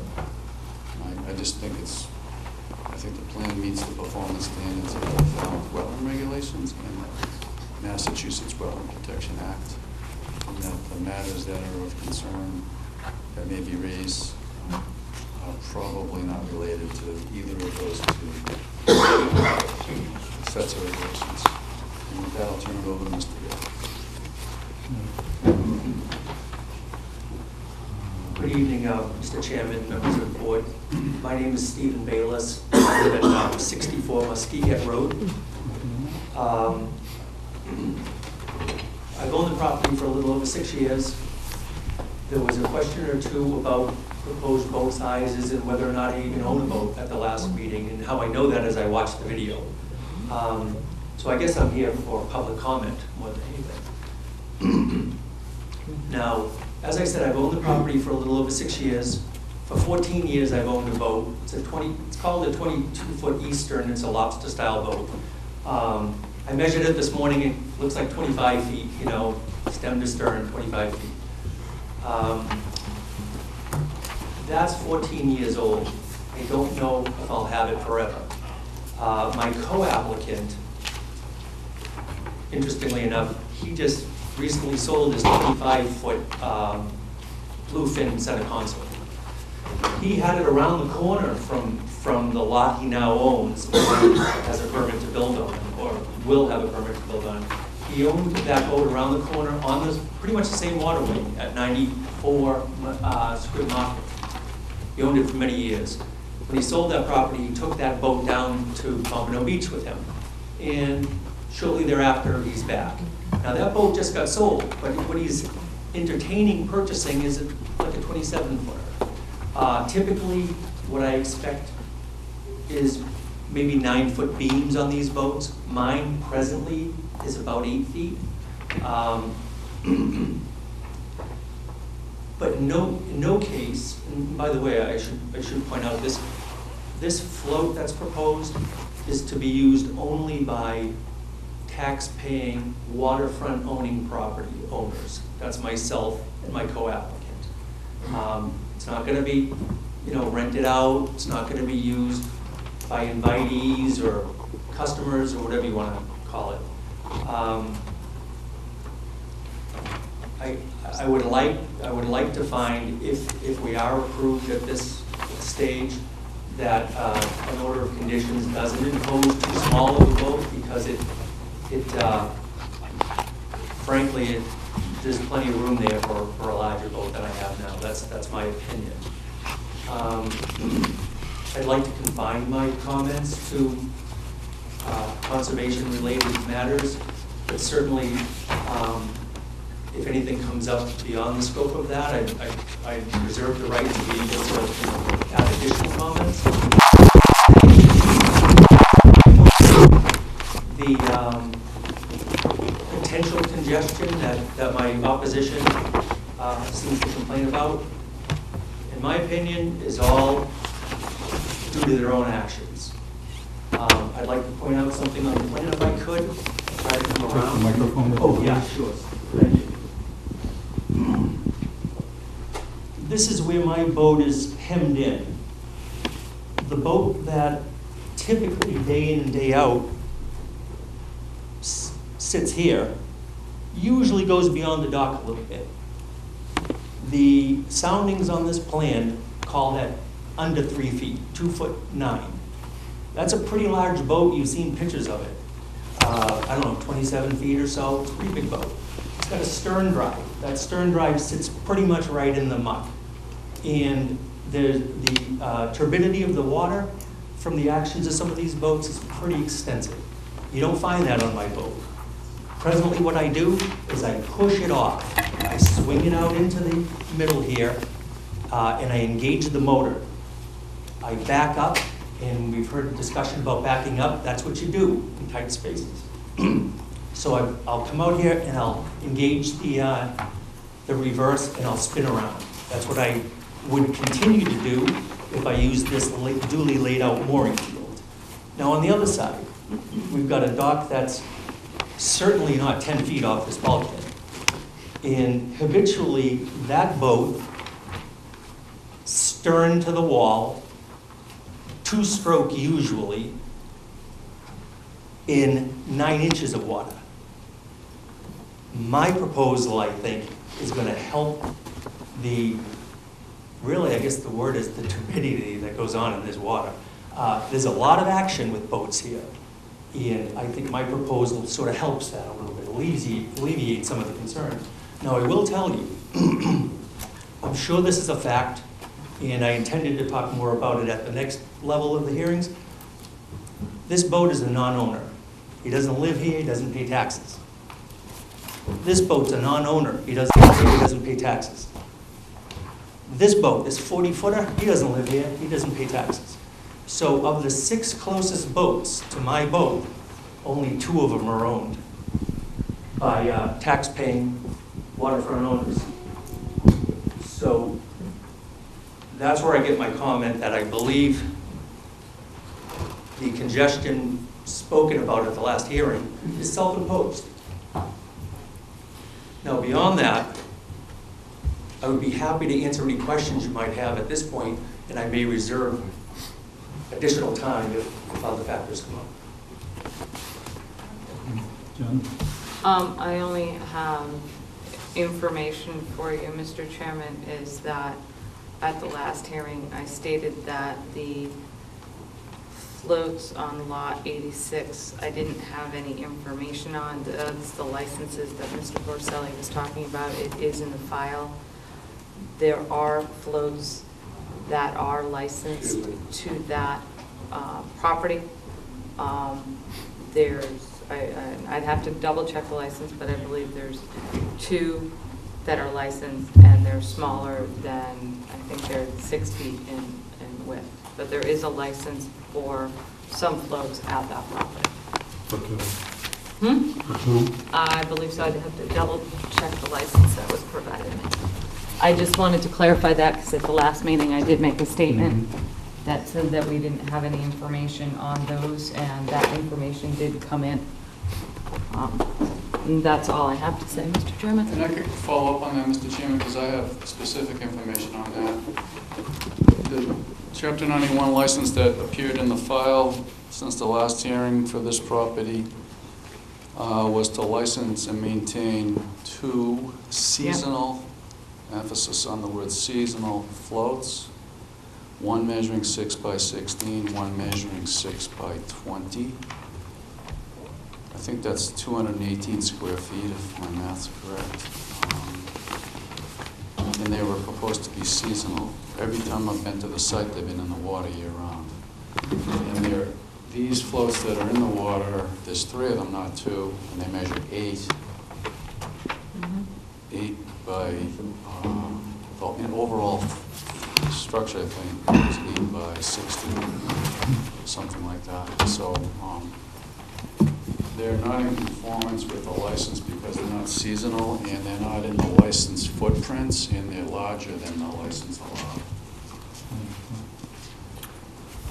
They're actually larger in a critical way by being 2 feet wider.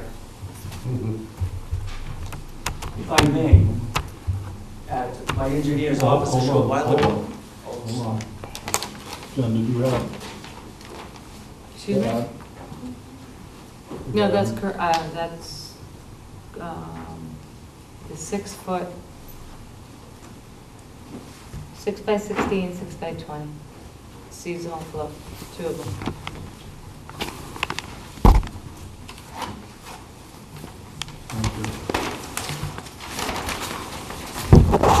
I just wanted to point out, my engineer might not remember this, but I just reviewed it at his office a short while ago. What's on the ground now is more than twice the square footage of what's referenced in that permit. I tell you, that has a profound impact on my access to that wall. It has a profound impact considering the non-owner boat who's renting space or whatever he's doing in front of me has a very large beam. Certainly any larger than 9 feet, if you ask me. Thank you. Is the existing one licensed? Is Mr. Ballas, is your existing one licensed? Oh, my dock is definitely not licensed. I have a chapter 91 on the bulkhead, and so does my co-applicant. Thank you. Thank you.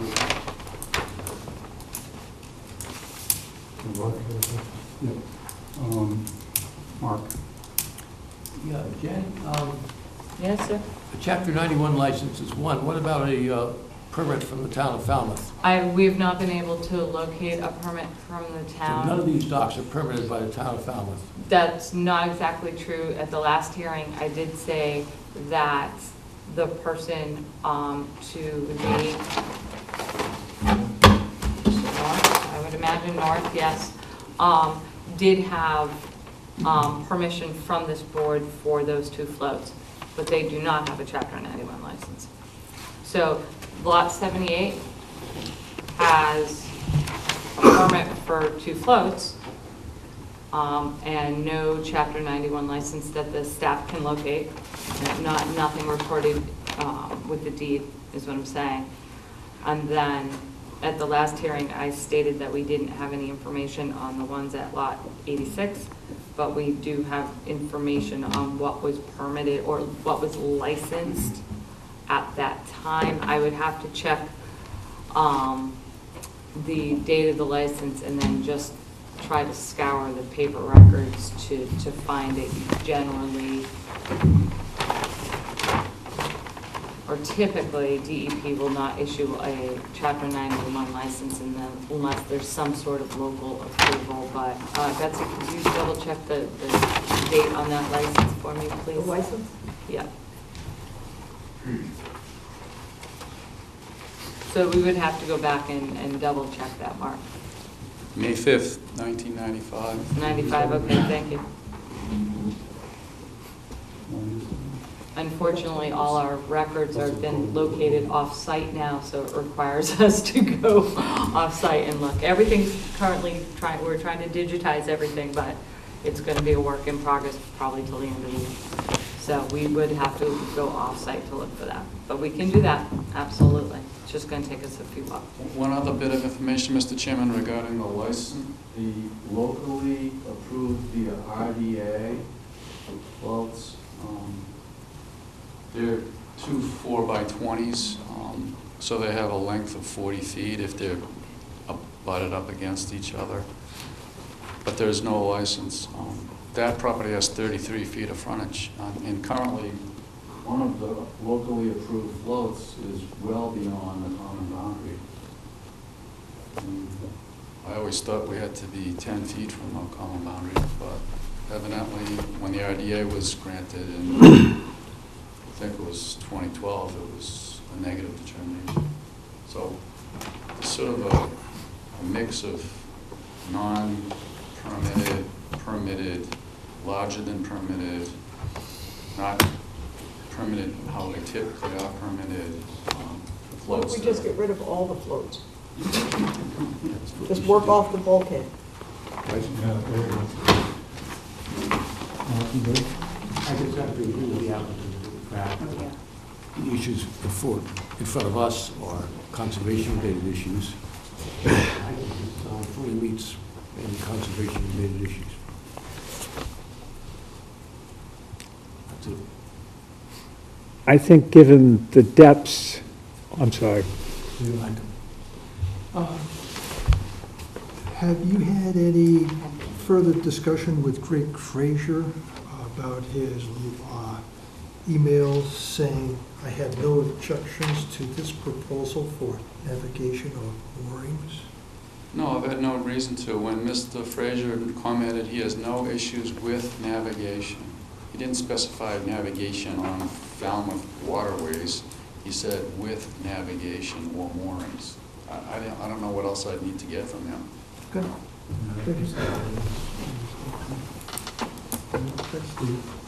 No, I think this is an improvement for the owner, and it seems like a very reasonable solution.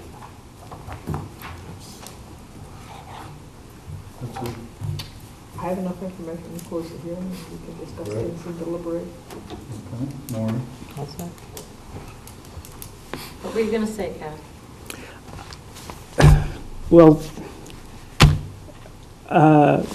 the applicant has presented us with an application that I don't know why he would be denied the right to have a dock. As far as using the bulkheads, he would be the one individual who would suffer because it's the shallowest part of that inlet, not that it's very deep in any event. And so I think it's reasonable to think that he could have a, why can't, if everybody else can have one, why can't he? Especially because he's at least trying to get it permitted correctly. The other thing, I think all of these people are going to have to come to a kumbaya day, because if the guy with the 40-footer is still there, you're not going to get any boats in there. Sorry. Kevin, would you like me to make a motion? I would love that. So I make a motion to close the hearing and take it under advisement. Second. All of us. Who's seconded? Everybody. Everybody We're gonna second. go with Mark down there. We haven't been able to second all that. We have a motion and a second. Any more comments from the board? Comments from the public? Any other comments from the-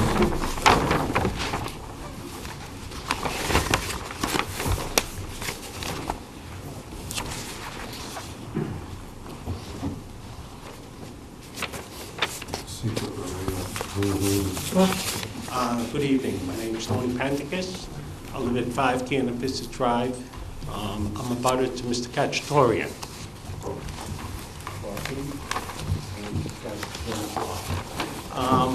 There's been a lot of misinformation that you just heard recently involving docks, boundary lines, depths, and I'll just start from a conservation standpoint.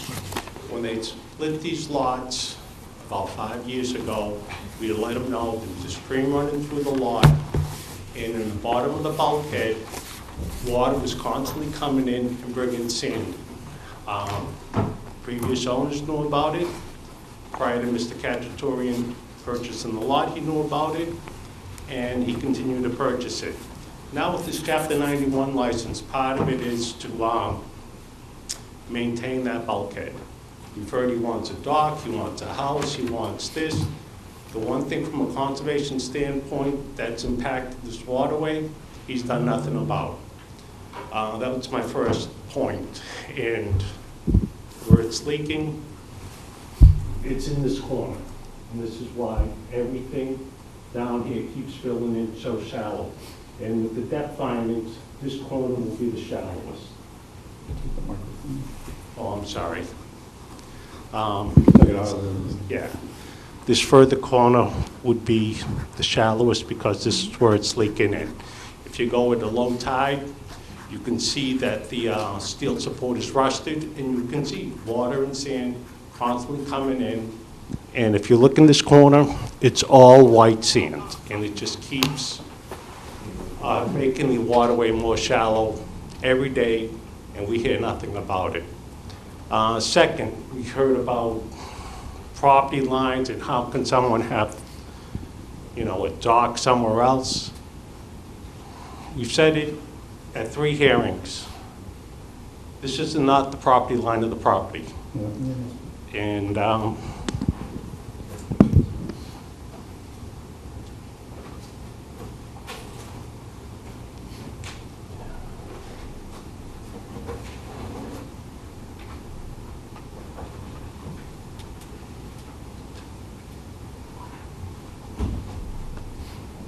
top is from the Barnstable County Register of Deeds. Clearly shows lot 78, AKA 5 Canopitza Drive, has 53 feet of bulkhead. All the diagrams you're looking at only show about 33 feet. And that's why there's always a question on this second dock. Why is it here? Why is it there? Both docks are on our property, were put in place exactly where we said we wanted to put it, and was approved by the town in 2012. According to Chapter 91 in 1994, the bulkhead right here is Chapter 91 licensed. The docks came in 2012.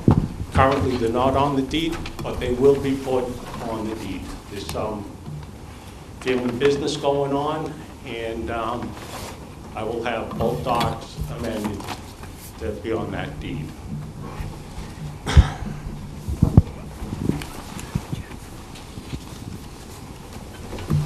You know, at the last hearing we talked, you know, we got all this room and this, we're worried about other boats all over the place.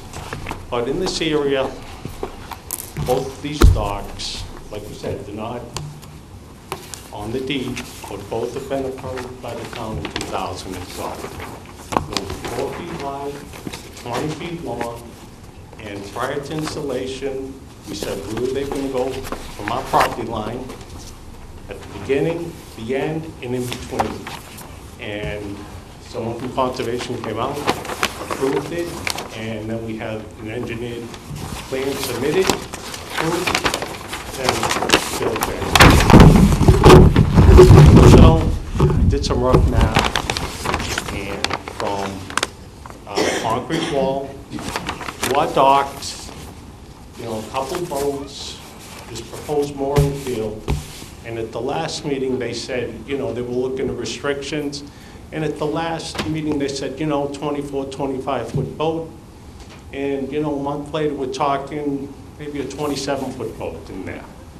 I mean, I have the smallest boat, and now finally I'm at the point in my life where I can upgrade, I can have multiple things, and I'm ready to start doing that.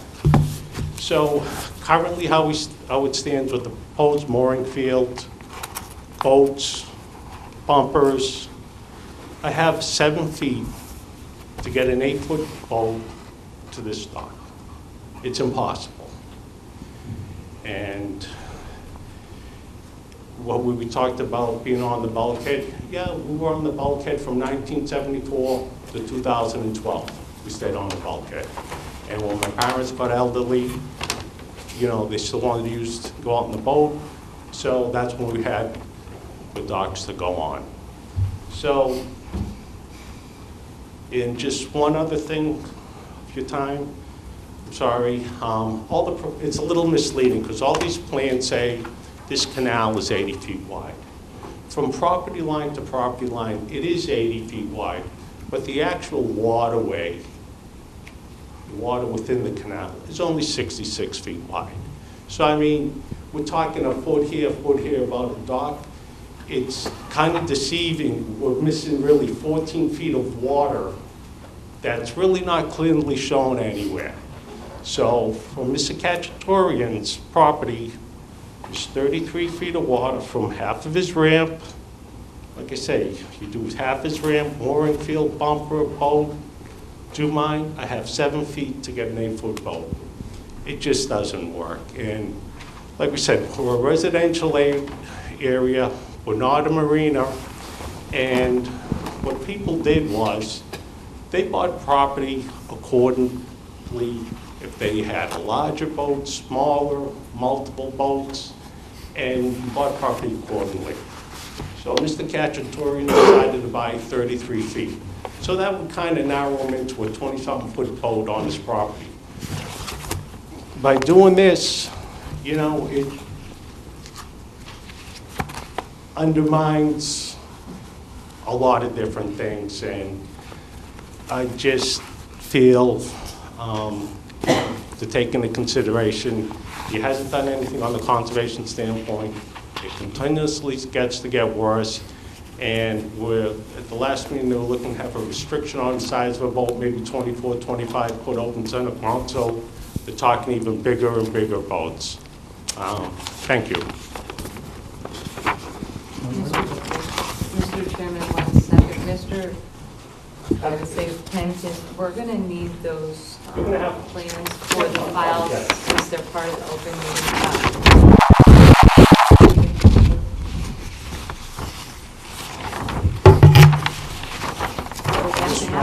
If it's okay, clarify a few things.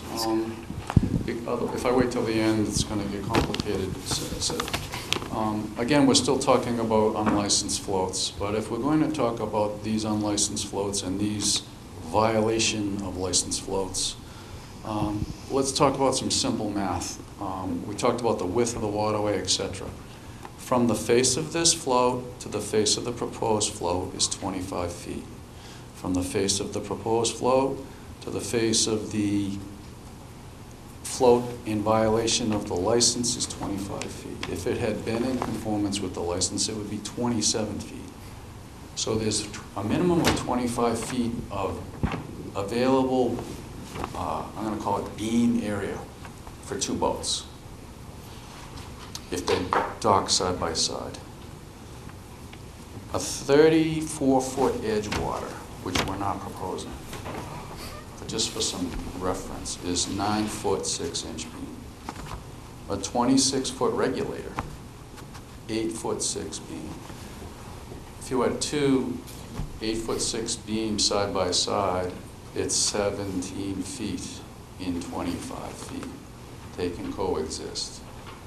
I think Mr. Bayless would like to have a 26-foot regulator. I don't know if he's going to have one, but a 22-foot Boston Whaler is 7-foot 6. So it's misleading. There's enough room for boats to coexist, even taking into account space for fendering, etc. And I don't know that it's even really pertinent to your review, to be honest, but since it was raised. Mr. Chairman, one question, Mike, since you started bringing up the beams and boats, you know, hand-picked boats with smaller beams, what if one of the applicants purchased, let's pick the most common cabin cruiser in Falmouth, the Sea Ray. What's a 25-foot, what's a 30-foot Sea Ray have for a beam? I didn't hand-pick, I just tried to give you a sense of what the types of boats that are expected to be here. What was that, Steve? 8.5 feet. Just the type of boats that are expected to be here, and that's what Mr. Bayless talked about. Steve, I'll have to disagree with you on the 8.5 feet on that one, but we'll have that discussion afterwards. But anyway. Specification on a 26-foot regulator, look it up, 8'6", 34-foot edge water, 10 9.6. I just Googled it. No, I know, and I'm just saying, Mike, that there are, my point was that there are other boats out there that people can purchase very similar to the boats that are already in that canal, for lack of a better term, that would have a larger beam. So, I mean, if you're gonna go, and this is not an argument really for this board, but I mean, if we're gonna do that, then we could go 8.5 feet to 10 feet, 10.5 feet. So, I mean, you know, I would say you have 25 feet. What did you say, if you had 25 feet? You have 25 feet, Yeah, so you 17. have, you know, if you go 8.5 feet, you know, you have 17 feet to 20, 22 feet, depending on the size of the boat, what type of boat, for a cabin cruiser, from like a center console to a cabin cruiser. So, just saying, let's go an average. Moving on. Betsy? So I'll tell you what I'm concerned about. Mr. Pencas, where are you? There you are. So are you alleging that the property line between your lot 78 and lot 79? This lot line is incorrect. We've already determined that, right? Well- I'm not mentioning anything. I'm just stating the fact that what is on this map depicted my two docks that have been approved by the town is not accurate.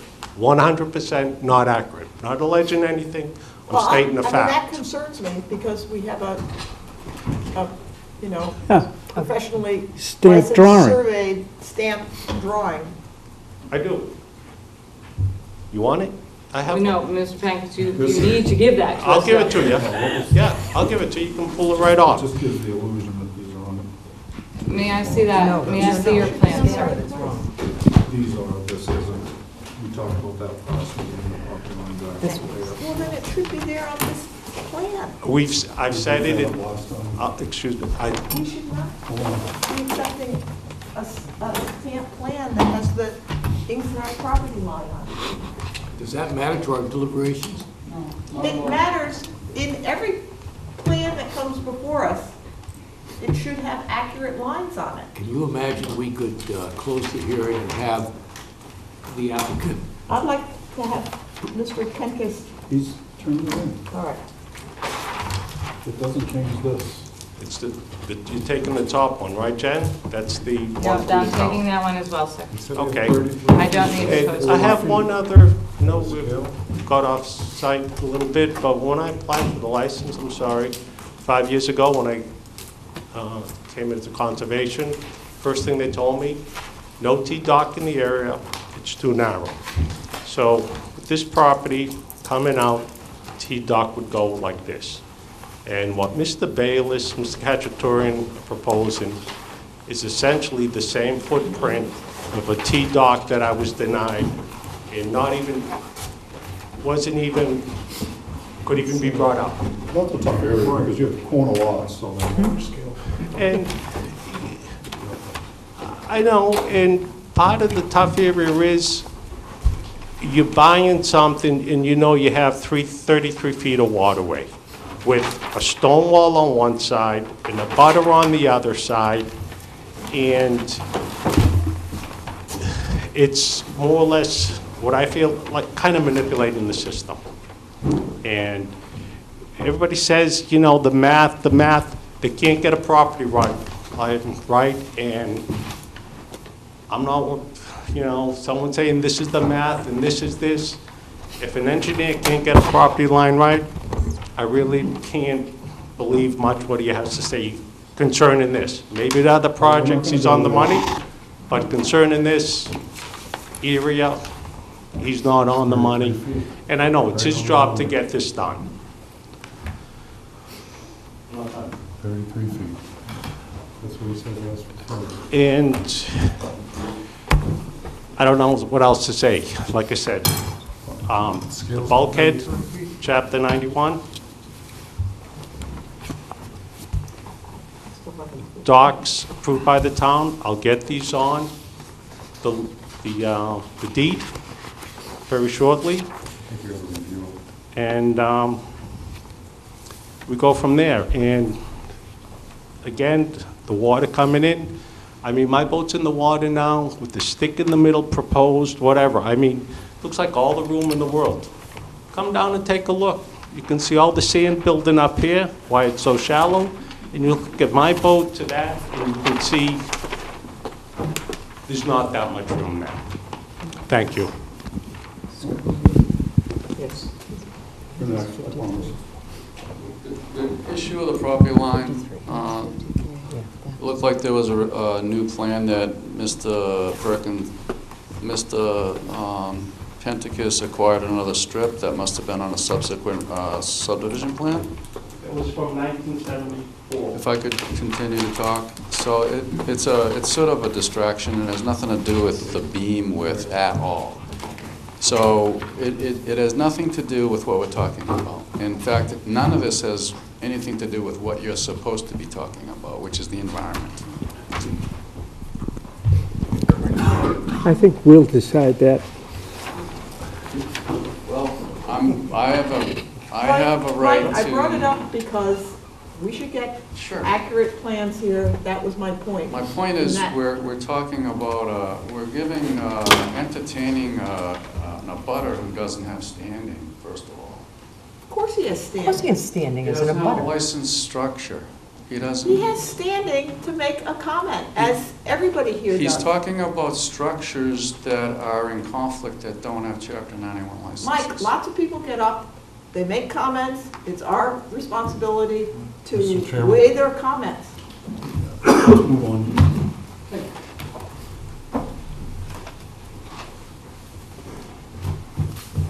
I just have a very common sense question.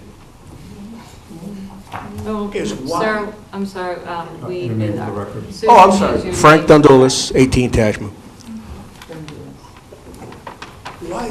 Why doesn't he just put a dock, like everybody else does, against the wall? It would be so much easier. And common sense question? That's all I got to say. This is crazy. Well, they might want to address that, they may not, but this is the proposal before us, so. And if this does approve, can we all do the same thing? Can we jet out? You can try. Okay, I mean, that's all I had to ask. Anybody else? We have a motion and a second? Yes. Okay, we have a motion to close the hearing. All those in favor say aye. Aye. Opposed? Unanimous, so moved. Thank you. Thank you.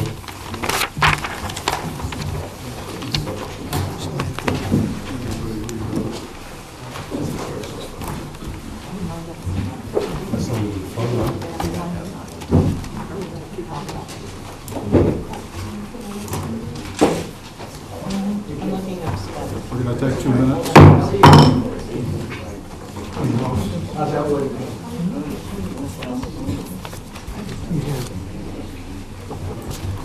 I'm kind of treeless.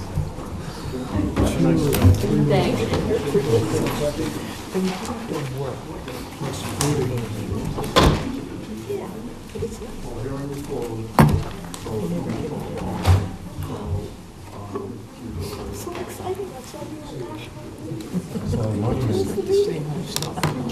There's an empty lot next to Keystone Lane, all of that's the most of the neighbors say, you can't go there. The kids play there. I was watching the whole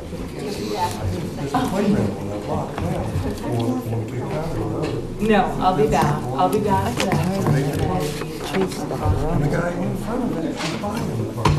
My leg's too short.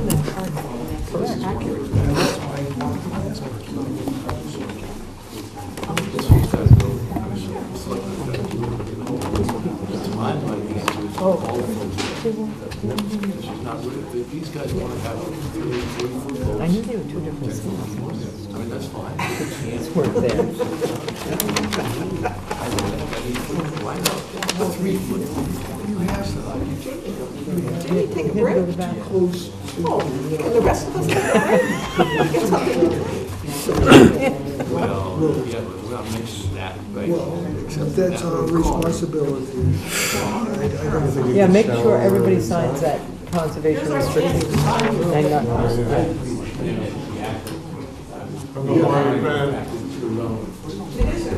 I agree with that, because I don't like to have inaccurate. This is gonna come down, you're gonna start, we're gonna rotate. You're next.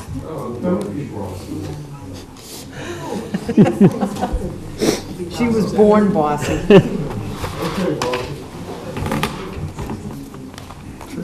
You've already signed. All of them? No, I don't know if you signed all of them, the others are coming. No, I think I only signed one. Did I only sign one? Can't sign room red. Well, you're on this one. sign these two. I did them all. When you're done, I'll bring the others to your direction. I did them all. Oh, I like, Are you saying you should get credit? gold star. Yes.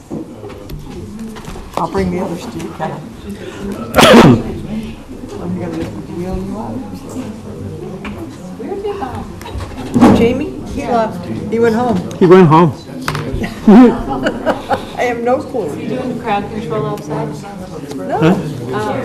There he is. Who said he wouldn't come back? There you go. Yeah, I've already done. I'll be right back with you. We don't need everybody for this one. We're back. Next to you, school.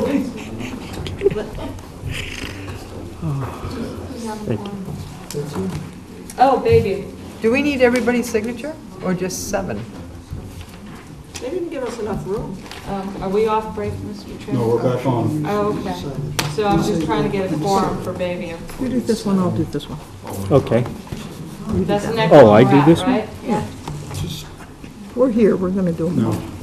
We're gonna get more than. Do I? No, wait a minute. Yeah, just do it right Scott there. Carmel, 50 Bayview, continued, It's all of you. so it's been read into the record.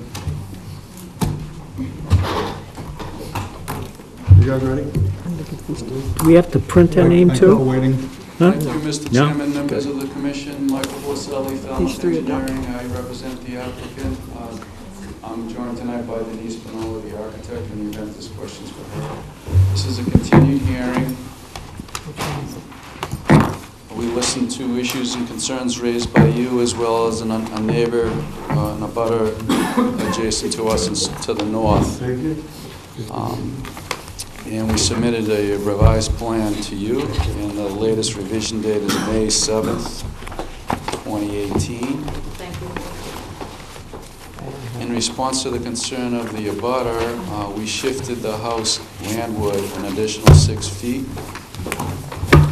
So the new house is effectively 10 feet further back from the, 10 feet back from the face of the existing house. The house that's on the ground today is 10 feet further towards the street than the new house will be after construction. We were also indicated on the plan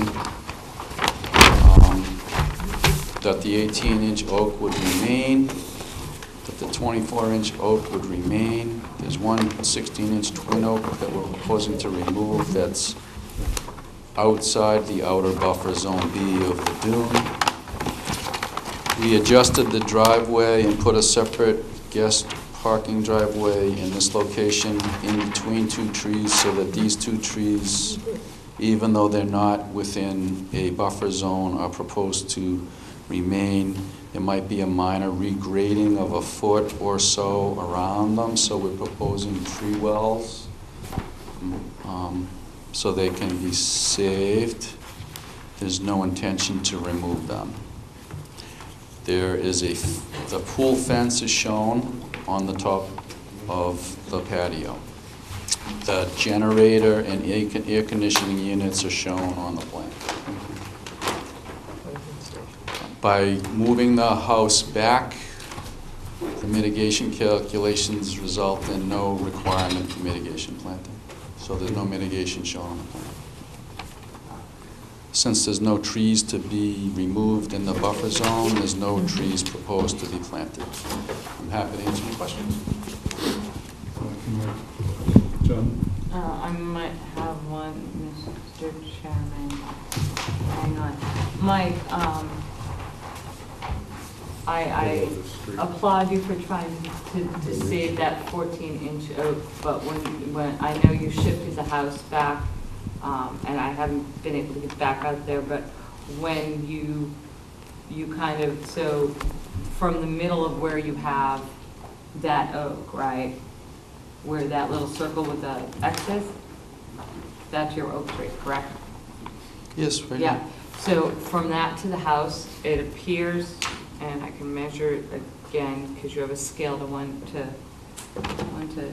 10. 10, oh, 1 to, 20. is it 20. 20 or 10? 20. Oh, I'm sorry, the blow-off's 10. Yes, you have a 20. Yes. Okay, so, all right, that's better, because I must have looked for 1 to 10, I was kind of confused. I just want to make sure that when we say we're going to save the trees, Mike, just go out in the field and go like this. This is what I do. And see if you can actually build like a two-story or 2.5-story house without trying to, without having to prune the branches. Sure. You know, because it's great to say that it's going to remain, but then when we're out in the field in a contractor and they just come to us and say, we can't build the house with this tree here, we have to lob off this whole house of trees. So, just, you know, in the future, when you go out and you really want to save the trees for the commission, you know, I think that's great, but let's be realistic about whether or not it can be saved. And I just say, because I've just kind of, it's 10 feet now, but you know what I'm saying? I think what we'll do, if I could, Mr. Chairman, answer Jen's question. We'll have an arborist look at it. It's outside the buffer zone. We're trying to show good faith. We hope to keep it, but if we get an opinion that it's too close, then I'll report back to Jen. That's fine. And, I just, not on some of your projects, but I have been, I think it was maybe one of yours, and then others that I've been contacted by, not the engineers, but the contractors on the ground that say, yeah, we can't build a house with the street here, and we're supposed to save it, and you go out there and make, yeah, we can't. So just a word of caution in the future, that's it. Thank you for the changes. Sure. Steve? No, I was just questioning the driveways again, but we have just a parking area and... Yeah, this is the driveway that would make access to the garage. Right. We had originally had this wider and contiguous, which meant the 20-inch oak was going to go. Right. When we shifted the house back, we maintained a driveway to the garage doors, but we're leaving a space and putting guest parking spaces over here. Great. Take a seat. All set, Mr. Chairman. Peter? I'm all set. All right. Good job. Thank you. Betsy? So I have two comments. One is obviously I'm glad the trees are remaining, and I'm also glad that you worked with the neighbor who was concerned. And so, great, thank you. Maureen? Great effort, win-win. Thank you. Kevin? All set, thank you. I have one quick question, Mr. Chairman. Wow. Mike, Yeah. with the parking area, and I should have brought it up at the last time too, is there any sort of walkway that's going to go to the guest suite that's just not shown on the plan, or I don't want poor Brenda to go out there at compliance time and, you know, there's like a walkway that goes to that guest suite? Like over here, a sidewalk? Yeah, something like that, like a walkway or, you know. I don't think they've thought that through, to be honest. And it wouldn't require mitigation. I don't think they've thought that through, to be honest. Okay, so at compliance time, if it is there, just call it out? On the as-built, yeah, Yeah. absolutely. And in your narrative? Mm-hmm. Okay, thank you. Make a motion, close the hearing, and take it under advisement. Second. Any more comments from the board? Comments from the public? Hearing none, I'll call for the vote. All those in favor of closing the hearing and taking it under advisement, say aye. Aye. Opposed? None? Unanimous, so moved. Thank you. Thank you, Mike. It's good to be late.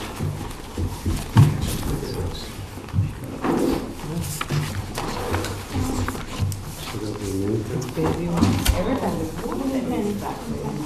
Okay. No. Yes. Gregory and Michelle, I apologize if I slashed this, Kozak, 25 Moonpenny Lane, it's already been read into the record. Did they try and AC on like at 10 o'clock in the meeting, 9 o'clock? You want to know who the quorum is? Yes, I do. Kevin, Maury, Betsy, Jamie, Steve, Mark. No Peter? Peter, you're No, out. Peter. Peter was on vacation. vacation. Kevin was. Kevin was here. Is this a vacation? I know it's our turn. Our turn's coming. Memorial Day. I took a sick leave. You know, Memorial Day. Mr. Bunker, you're out. Thank you. Yes, my name is Tom Bunker, DSS Design, and Andrew Garrelay from Yarmouthport Design is here, a landscape architect. I have a short presentation to make, and that is we added denitrifying, innovative advanced septic system Great. in an H20 tank. In this tank, the same location, and so we added that. The client was willing to go along with that. And then Andrew talked about landscape changes.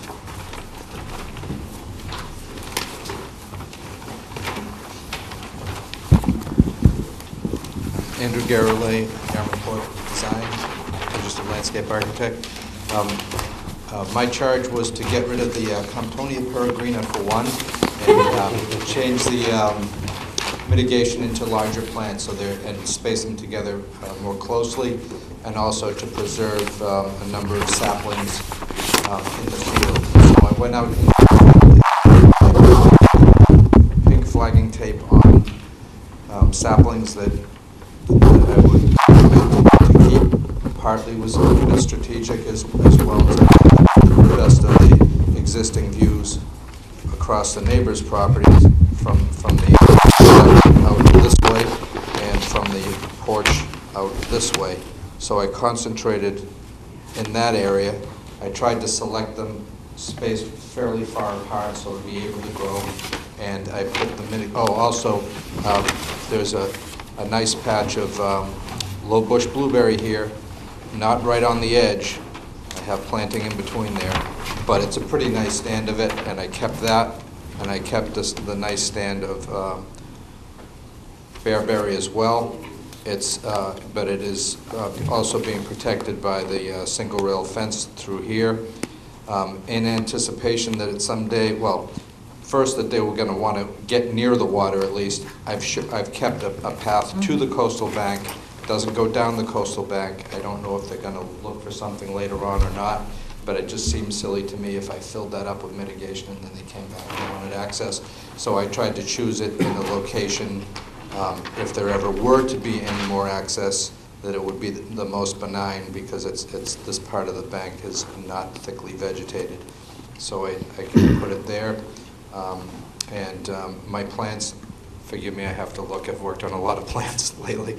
I have Prunus maritima, Clethra altifolia, Myrica pennsylvanica, and Viburnum dentanum, as well as the eastern red cedars that I had before, and not part of the mitigation area, but for mitigation for trees, I also have the Betula nigra located in that location there. And at 3 feet on center. And I should also point out, I had made the calculation on how many plants I needed based on the required amount of mitigation, and I put it through this formula down here. It's on the plan, face of the plan, to come up with the number of plants that would equal that many square feet based on a 3 feet on center spacing, or staggered 3 feet on center spacing, which was more in number than in parallel rows, but I put that right on the face of the plan so you can see where I derived the number of plants. That's nice. Very nice. John? Nothing, I just found what I was gonna ask Andrew, but I found it on your plan. I was like trying to find where the numbers, the plants that you had numbered to, the trees you had numbered to save was noted, and I'm looking all over I the plan found it notes. too. And I'm like, oh, there it is. Yeah, I should point out that they have identifying numbers on them. Yeah. They That's were great. located by instrument, and they're also on the plan. Yeah, that's what I was looking for. I With a just wanted to make description. sure there was a note on the plan that said the numbered trees are to remain. Thank you very much, Andrew. Thank you very much. You ought to come back more often now. And I won't put Comptonia peregrina on. Teresa said she was going to talk to you about that, because I Over to told be her, reprimanded. I told her I could never allow you to have that on your plan in front of her when I always make her take it off. But she had low bush blueberries and pasture rose on hers. You guys can go I argue might- I yourself. might add that I was also told to remove from the plan. Yep. This is great though. Thank you. Mark. Very pleased. How do you like that?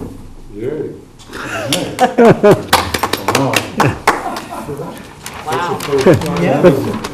Let's hope the TV film is still, It's been a long time since I was here, so I didn't really know the expectations. I'm telling you, Betsy will always find something. He's my mentor, this guy, from But way if back. Maury likes it, You're in. you're in. All right.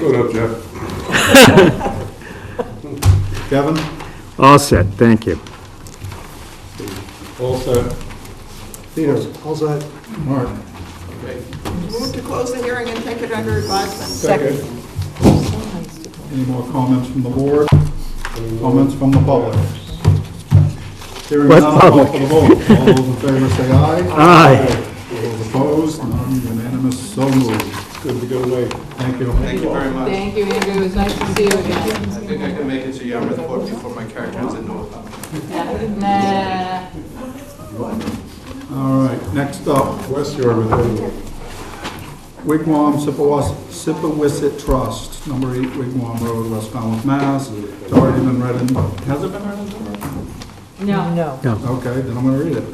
Request to amend the existing order of conditions, DEP 25-3590, to reconfigure the existing driveway, to relocate the existing beach access sand path more north, and to replant the old path, to authorize existing after-the-fact modifications, including installation of a stone landing at the southwest corner of the house, reconfiguration of the main entry landing, installation of utilities on raised platforms, approve proposed planting revisions, and the associated clearing, excavating, grading, and landscaping. Mr. McGrath, you're up. Oh, wait, I have to get my first plan. Okay, I'm not too very fast. disappointed I didn't bring my ears. What? Wait, I have mine one. You have yours? My name is Mike Yes, I do. McGrath. I'm a registered professional land surveyor and a professional engineer. My firm, Holmes and McGrath, prepared the plans and the application. Prepared a series of exhibits. When we first had we filed this originally back in December, and when the commission went out on the site, there was a contractor already doing the work. So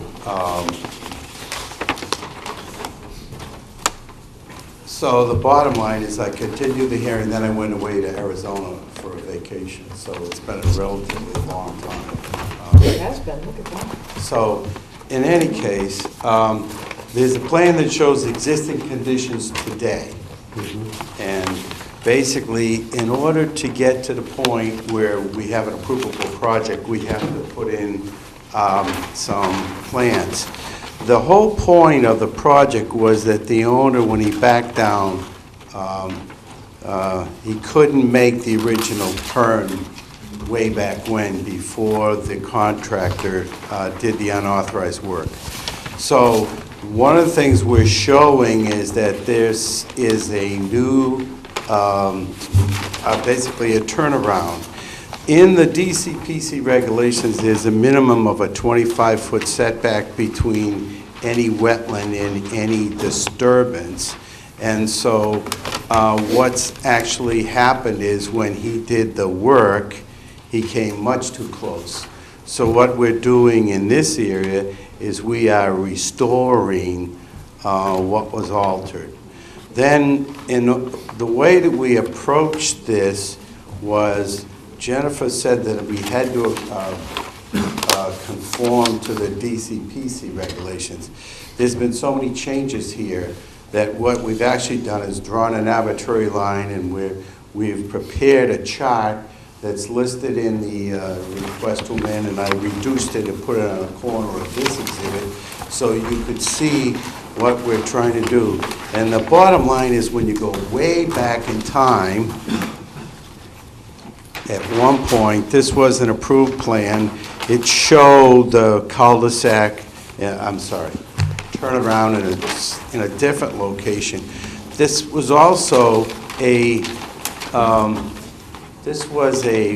treated driveway that was really, while it was permeable, it had like inserts, so that this was a very hard surface, and the owners decided not to do that. There was at one time a non-conformity, so there has been some restoration by, there was an enforcement action, and the bottom line, there was some restorations. But at one point, there was riprap, and then there was further, there was a shelf, and then there was an additional riprap, and there was cobbles in between. And in between the site work, we actually went back and we rebuilt the riprap. And when we did, we took off two of the short little groins. And then we actually raised the elevation of the riprap because the mean high tide in Buzzards Bay is higher by about a foot, and we discovered it here. And then we basically built a sand dune that's all on top of what used to be the cobbled shelf, and then buried down deep is the second riprap. So there's been some, now this was under an existing order, and this work was all approved. So to get to the point where we have the same amount of vegetation or even more, we're showing some proposed woody shrubs being planted. There's a portion here that's off to the along the south side. We're only counting the area on our property. There's a small area in front of the building. There's going to be woody plants planted here, here, here, and along the strip. Then this is going to be beach grass that is proposed in this strip. There's a path that we're leaving here because he lets Mass Audubon park here on an annual basis, and this path is for them to get easy access. They monitor rare and endangered birds along the Great Sippowisset Marsh, and he allows them to park here versus walking all the way across the salt marsh. But that's granted on an annual basis. But that's the reason there's a path here. It's also used for occasional overflow parking. So the bottom, we're also, to describe some of the other changes, this path was permitted in a different location, but the path exists. It has about the same amount of square foot. This landing is bigger than what was originally approved, but this landing's smaller. So we've identified those two differences. A long time ago, and it was done for a previous owner, they buried the electric service and a telephone service that actually runs by directional drilling underneath the salt marsh. So there's always been an elevated platform for the electric, and when we go out there now, there's more platforms for some of the other utilities that have been constructed there, and this is bigger than what was permitted. But we believe by the plantings that are shown here, we've offset all of the different changes. There is a chart that was in the request for amend, and I copied it on here, and it shows that again, what we did is we created basically a figure that goes around this area, and we looked at the approved, the proposed areas, and the changes, and the bottom line is we think that all of the changes are enough to, for you to approve it. There's while there's a net increase of 2,375 square feet of naturally vegetated area, that obviously includes the new dune, or relatively new dune. I call it new, but it's more than a couple of years old. There's been a slight decrease in the amount of impervious areas. That's because the riprap and the cobbles are now covered with the dune. There's an increase in, there's been an increase in lawn, I should describe that. They have had trouble with the trees in this area. So every time a tree dies, he gets the tree replaced. And they cannot get the new trees to be brought up this area. So they bring them up by basically a skid steer, a small, I forget the other name. Bobcat. Yes, they basically, a bobcat brings the trees over. I've actually seen them do this. So this lawn is slightly wider than it was, and what he wants to do is maintain that. So there has been a change here that he's built a fence adjacent to or attached to this elevated platform. It's a rather natural fence, but... I'm sorry, Mike. Well, do you think I'm describing it? I promised people I wouldn't laugh, but... In any case, to me, the bottom line is that we need to get an amended order to reflect, to authorize the changes that are needed, the new plantings, and I believe that we meet the performance standards of the DCPC. But I'm sorry, Attorney Chip now is here also, in case you have any legal questions. Like, in case we have legal questions? Yeah, no, I don't ask, I'm About gonna ask them anything? myself. We can ask legal questions about anything? No, about the project. You can ask me legal questions, and I'll tell you what my opinion is. It's probably wrong. I'm shocked. Okay, Mr. Chairman, I'm gonna take this systematically around the parcel. Actually, Kevin, I need to steal my pictures back for a second. Yeah. Mike, I was trying to follow your presentation. First off, it's nice to see you again, Attorney Mayor. I don't think I've seen you in quite a while. So. Nice to be back. So Mike, in your area calculations, you have 3,238 square foot decrease in impervious areas. Which cobble area are you talking about? This was the existing conditions prior to us constructing the dune. So it's this, the riprap that's buried. But Mike, you proposed for that to be buried. Yes? So why? If I create a dune and I've never counted as naturally vegetated, can I count it as naturally vegetated? Okay. It exists. Mike, Yes. you previously permitted that.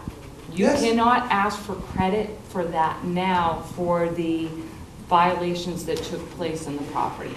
So I'm just going to go around. So we start with the post and rail fence. Okay? That area that you're proposing to plant with beach grass, correct?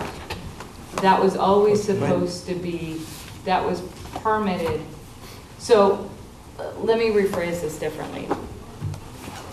What I need you to do is, a lot of this was already permitted. So are you counting the area, the 1,230 square feet of beach grass that was required in, I believe, a previous order to close that construction access for when you did your beach nourishment and your beach nourishment or your dune restoration up in this area when there was a huge storm and it became all scoured out. We did have, Yes. yes. Thank you. Yes. Okay, so we moved down to, so the proposed driveway was somehow enlarged, correct? Yes. Okay, and then the area with the, you take the generators off of there, Mike, and that's a great looking tiki bar you got back there, but, that whole area, I remember, permitting an electric transformer pad back there, Yes. nothing else. Or maybe when the directional drilling went, but that structure is a lot larger from when the last time I went onto that property.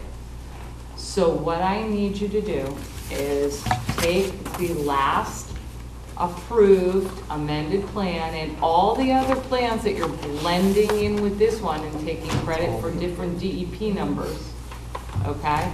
And Yeah. forget the different DEP numbers. Let's just go, are you following me, Beth and Mark? Oh, yeah. Yeah. Oh, I'm Yeah. remembering when I saw the So tiki I don't bar. wanna, It's not a tiki bar. we know that, we're being silly. And by the way, I was out on the site with Betsy and Maury, lucky you. So, so the path over here by the post and rail fence, okay? The post and rail, where? Yeah, so the post and rail fence, I'm starting at the north end of the Here? property. Yep, I'm starting north, I'm gonna go east, I'm gonna wrap around, okay? Post and rail fence. See, what I need to know is, I need to know the square foot alteration that was not approved. And then I need to know how you're going to mitigate for that, or restore that. And then I also need to know how you're going to mitigate for the enlarged lawn that is there. No, there's like a 30-inch strip right along it. Mike, Right? there's a 30-inch strip, so I'm not there yet. So I need all the square foot of what was disturbed. Okay. Okay, of what was disturbed that was not approved under this DEP number. Okay? Okay. So your beach path is permitted under another DEP number, and that should have gone back to a 4-foot wide path, I remember, and that was supposed to be restored to a footpath once the construction access for the dune on the coastal beach. Yeah? We're talking about here? Yeah. All right, because there's another, I'm just, No, I know, we're talking about that one up there.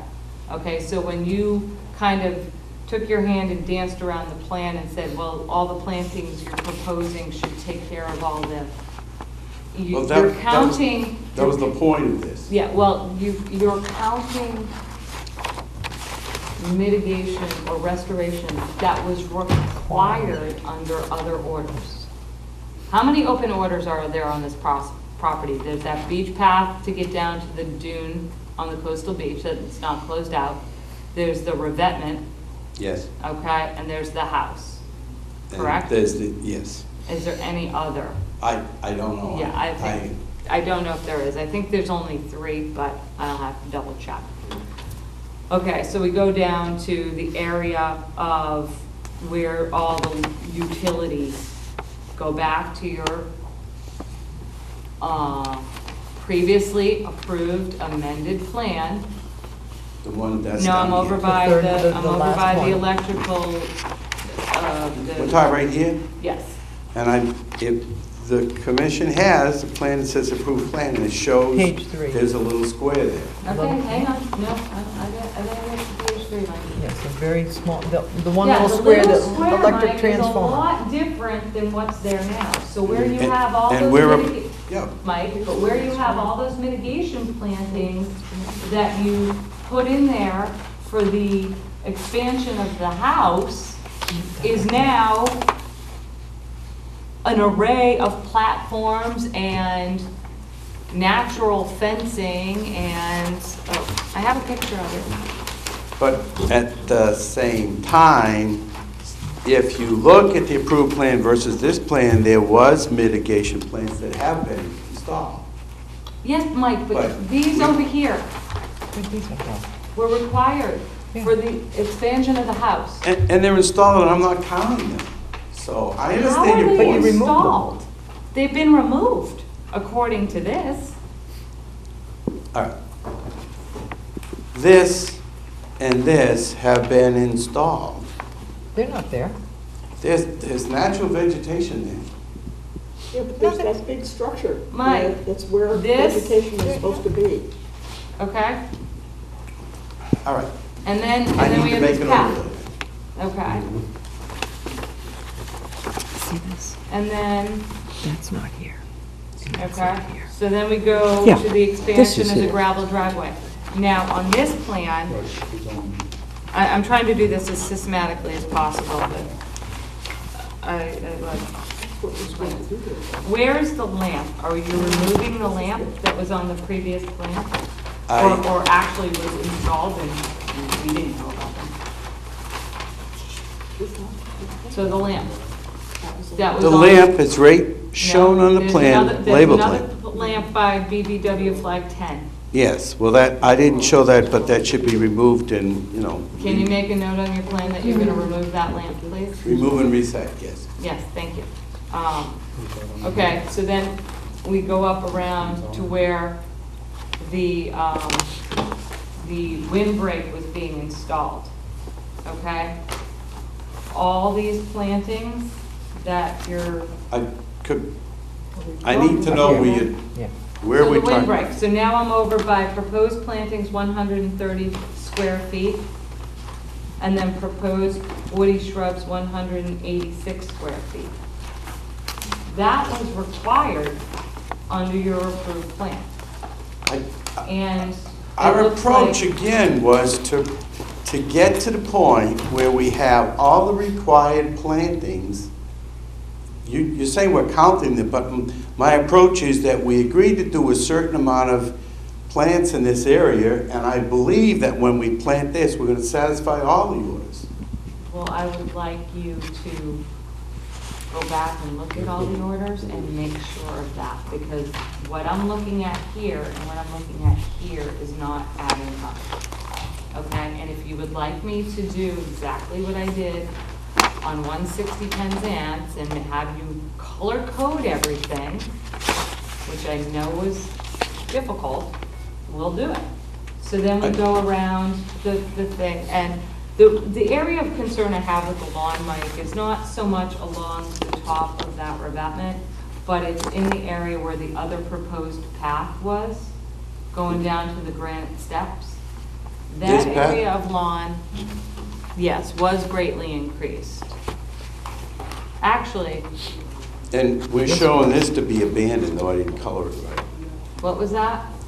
There's a path here that used to come across, Yeah, I know. and we described in the notice that it's gonna be filled in.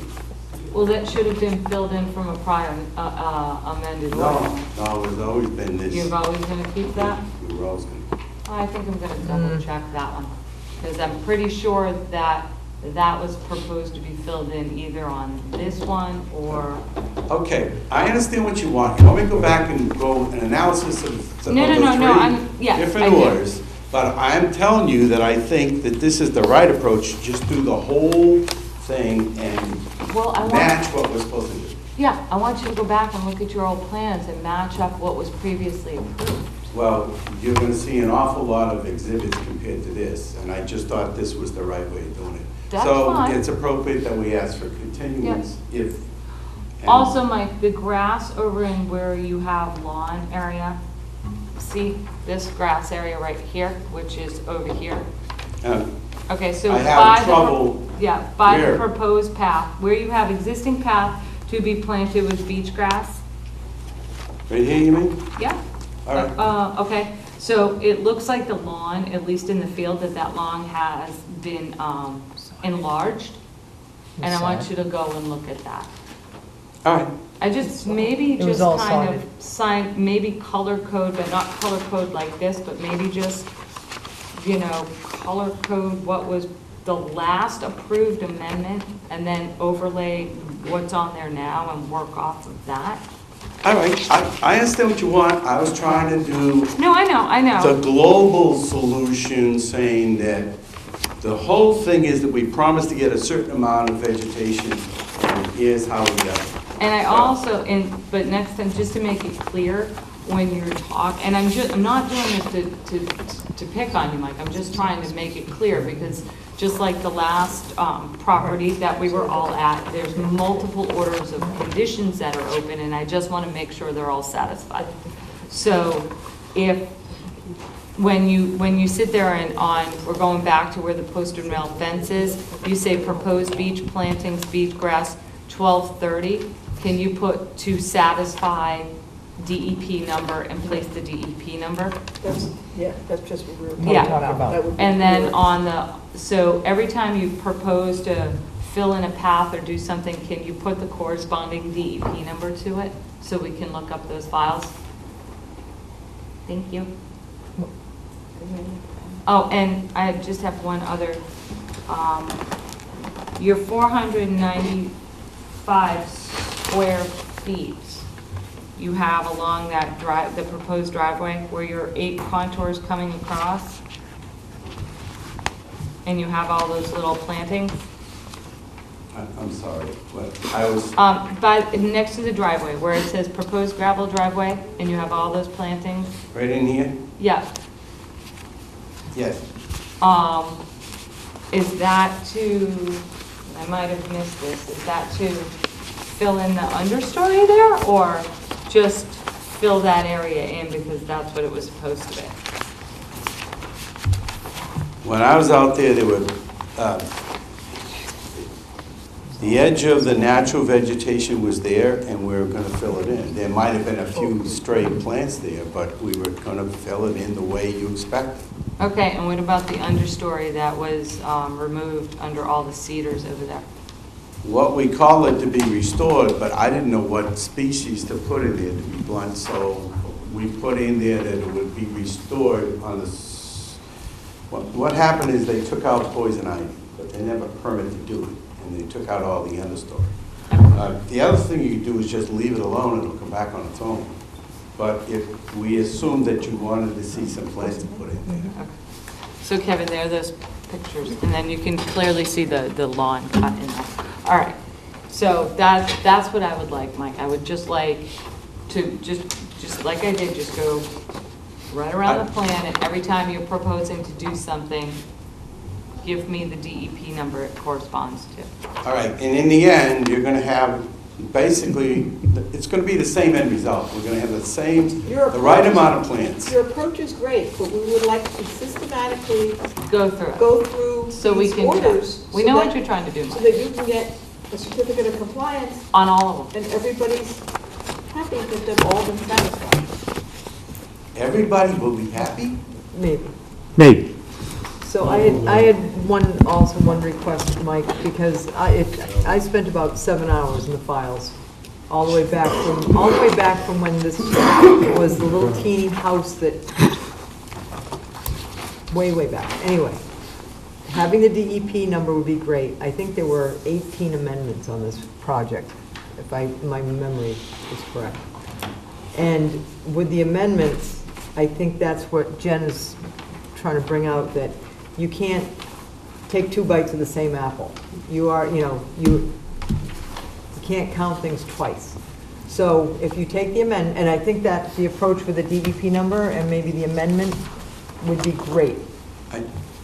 I want to make sure you understand that by doing this whole approach, I'm counting up everything that even was agreed for before and getting it planted. So I'm not trying to take credit for anything. No, we know that, Mike. All right. On a document. Well, I keep hearing that I'm counting things twice. I'm No, not. Mike, we Well, they get overlapped. I shouldn't say counting them twice, but there was so much, this project had a lot of enforcements on it.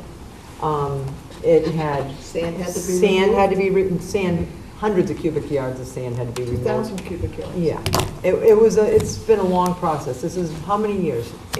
15 years maybe, 17 years? I've A long been here time. 12, so about Yeah. that. Ongoing. So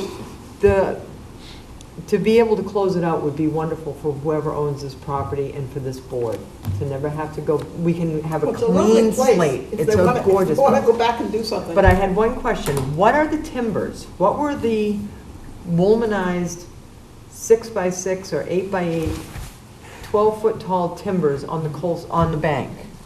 Over here on the, it would be the southeast corner. Someone constructed a windbreak.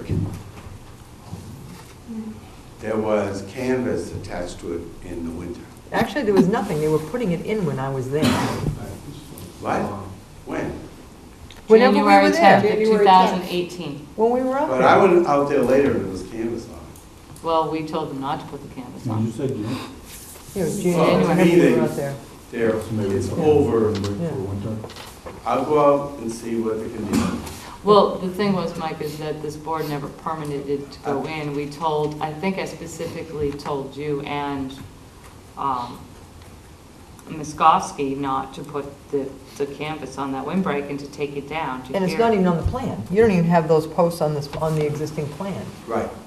I acknowledge that. So you Okay. should put them on the existing plan, Mike. Well, if they're there. We'll get rid of them.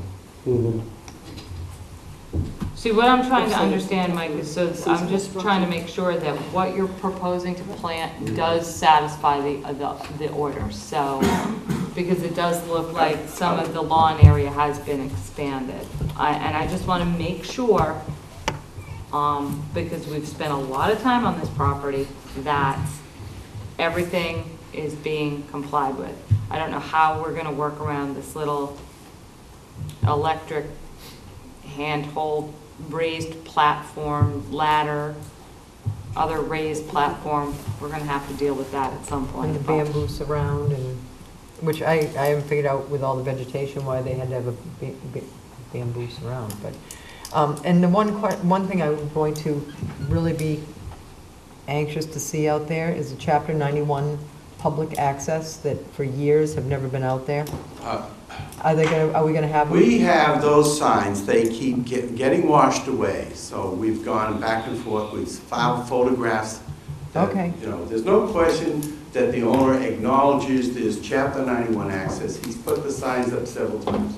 Well, the only problem is when they pull those seasonal stairs across, then you can't get across. In the winter. Well, I'll go back to the Chapter 91 license, but I think it just says we allow the public to go up over the. I think it's Well, the there has- right of the there has- public, it's not allowed, it's the right of the public to And go there up has to over be there. access. I understand that, believe me, we put those signs up several times. Right, but what the stairway, they pull it up and it goes across the access, so you can't go across. In the winter, For the anyway. storage. They store The it. temporary storage of the stairs. When they temporarily store the Blocks the stairs. access. So You're is it not as simple as probably out pulling there out in the and turning winter. it? Huh? Is it as simple as pulling? Yeah, just turn it the other way. Just put it parallel to the riprap instead of perpendicular, so you can Get by. which is the whole purpose. Okay. Oh, one other thing, Mike, and then I promise you I'll stop talking. Did you survey locate the trees that you felt were illegally cut on your client's property? Yes, but I don't have that results with me. Okay, no, that's fine. Maybe just When- put that on the plan. Thank you for I will calling. put it on a plan. Yeah, a plan. When I went out there on the site visit, the tops of several of the trees had been cut. And the agent of the owner did not know of any. It was completely a surprise. Jason. No, but I'm saying, so I called Jen because. You did immediately call me and it there's made a me group aware of the trees here situation. that if you- Yep. When you drive out right now and you look, these are all topped. Okay. Oh, the brand-new trees? Yeah, they were topped not by us, by a trespasser. We figured the trespasser. They actually- claim they have some kind of approval.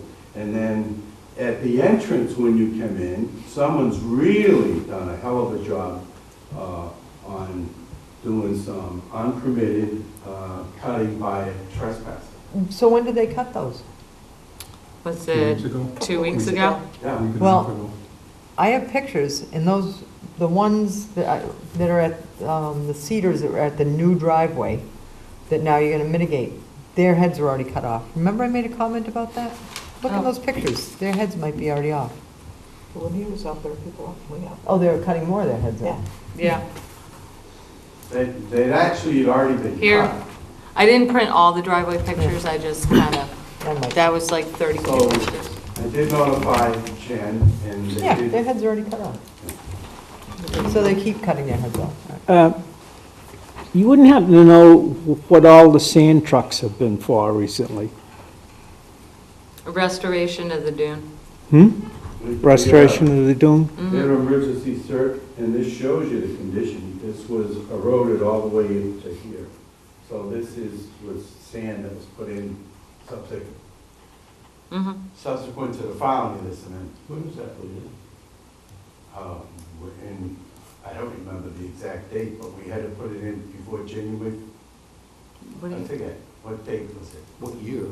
No, it was just put in. For the This March winter, storms? Yeah, The winter storms. yeah, it had to be put in by, what, April I think, 30th? yeah, beginning. May 2nd. Yeah, it was in. So all that sand and all the seagrass that's put on top of it was planted, Dune grass. dune grass was Yeah, planted that was this all year? just replanted. Wow. Well, you should have seen that. Mike, do me a We'll favor, see it next year. call that out on your plan as well, so we can give you approval for the emergency cert. Yeah, this was filed before. Yeah, it was filed And then before. this shows the existing. But yeah, so I want you to add that. Are you writing that down, Mr. Attorney Nyland? Thank you. Just write that down, just to make a note so we can be approved under this amendment process. I know you were given the emergency declaration, but you didn't have local approval to go out there, so we'll just approve it through this process. Okay? Make it easy. This is Just add one more thing to this plan. impressive. That was it, Mr. Chairman. Thanks, give it Okay. anything you We have a want. date? Do we have a date? For what? Mike To asked for a continue. Continuance? I have to nominate the date. I nominate the June 13th. Well, let's see if it's available, Is Mike. there a second? Let's see whether it's Does available. anybody else have any questions? No. I asked while you were, Oh.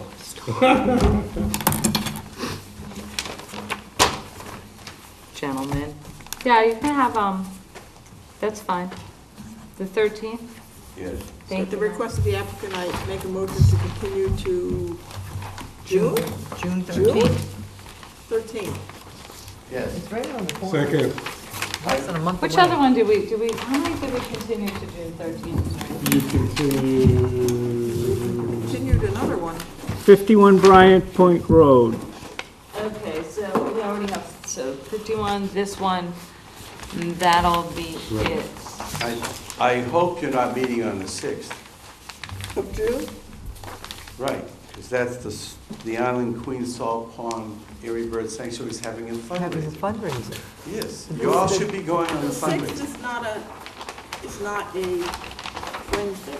It is a Wednesday. It is one. Yes, it is. It is a My Wednesday. computer says it's a Wednesday. It is. I haven't been invited yet. You The guys, 6th? you can't continue anything to the 6th. You need I to didn't even go. entertain it. You don't, I'm not even gonna scare you right now, what your agenda looks like on the 6th. okay, we have a motion and a second. Any more comments? No. Good, none? All right, let's take a vote. All those in favor of continuing to June 13th? Aye. Aye. Aye. Opposed? None. Unanimous. Thank you. Thank you, Mike. Thank you, I didn't- Mike. Lovely to see you both. Good evening. Mike, I know you're gonna do exactly what I would like you to do. Next up, continued request for hearings under an abbreviated notice of resource area delineation. Susan Moran, 390 and 402 Wild Harbor Road. It's already been read into the record, or has it? I'll read it. Request for confirmation of the following wetland resource area boundaries. BVW to the freshwater wetland and salt marsh. Can I see that plan for this? Which one? It should be on the cart for the NRAD. Is it that? This is the ANRAD. That the NRAD? That's Yes, for you. that's the ANRAD. No, this isn't the whole NRAD. This is just, this is Wigwam. Oh, Yes, Mr. Chairman, we are confirming the resource boundaries as listed on the revised plan dated May 14th, 2018. We are in agreement with those resource area I delineations. move that we close the hearing and take it under advisement. Second. Second. Third. Any comments? None. People. All those in favor say aye. Aye. Opposed? None. Unanimous, so moved. Next, order of conditions. Okay, hold on, Mr. Chairman, I know, I'm hurrying. Just give me 1 second to catch up. 134 Minot Road. All right, Susan, if you don't mind reading me the quorums or reading the board the quorums, I would appreciate it. This was a There- good project, yeah, I all like those. this one. Minot Road. This The is resort. The resort, The resort. Oh, yeah. that was a good one. You're gonna wanna remove the tennis No, court no, and thank you, make a Susan. play area and Court, no, not Court. Kevin, Lori, Mary, Betsy, Jamie, Steve, and Mark. It was. Yep. It's the removal of the tennis court and the creation of the shell picnic area, the sand playground area with the mini golf that nobody could find on the plan. Where's the mini golf? It's only one hole. Yes, that's why we couldn't see it. I have no red marks on my plan, so I would move to, No, and they did submit a plan, I believe, with the missing 25-foot offset from the visa. okay, perfect. With those changes in discussion, to accept, To move. to move. From the A zone? I second. Yep. No, from the No, V zone. V zone. What's the Velocity. motion to do this? Lori, Go to order of conditions. Betsy's. Right? Mm-hmm. you good? Okay, next one. Motion and a second. All Oh, those in God, favor? where did I put my agenda? Same people. Aye. Aye. Aye. Opposed? Accepted.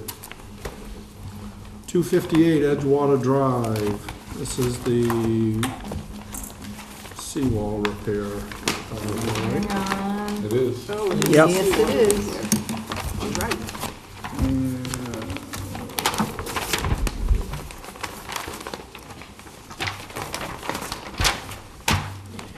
What is the water depth? What are we- This is the seawall repair that they came back and did exactly what the staff had asked them to Yeah, do. and we just, the only discussion, Mark brought it up, is. Yeah, I looked again, there isn't anything. Oh, there isn't? Yeah. All right. And the I think there was Thank you, Mark. wasn't there some discussion on where the septic was? Yep. Yep. What is the water depth, waterways license, septic on plan? Barge needs to float at all times. That's what I had. Yeah, so we have protect beach grass.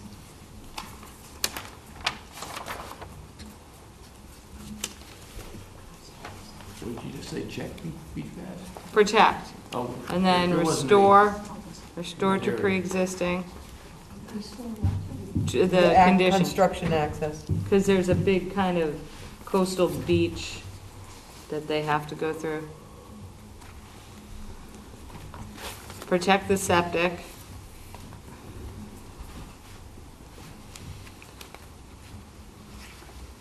He has to locate it. Yeah. Oh, update the narrative, which I believe they've done. Betsy, can you look in the, where'd Betsy go? Skelly to see if, I believe BSS, Yes, Edgewater. yeah, BSS submitted, a updated narrative. I have plant native shrubs, oh, okay, I got It it. Bayberry wasn't plants. distributed if it was. Yes. Okay.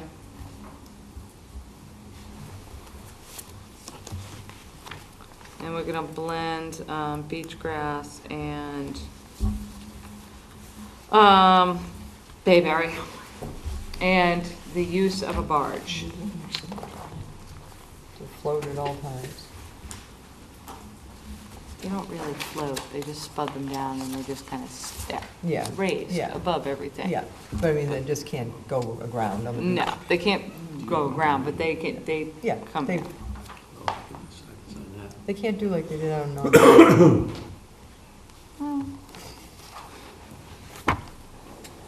Use barge, float, got it. Okay.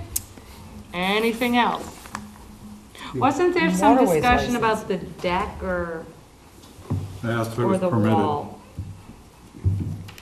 Jamie asked if it was a permitted deck, and that never panned out. He didn't know. Okay. And then he said he was gonna submit the waterways license, some kind of license, because now it's, I guess it means high water touches it.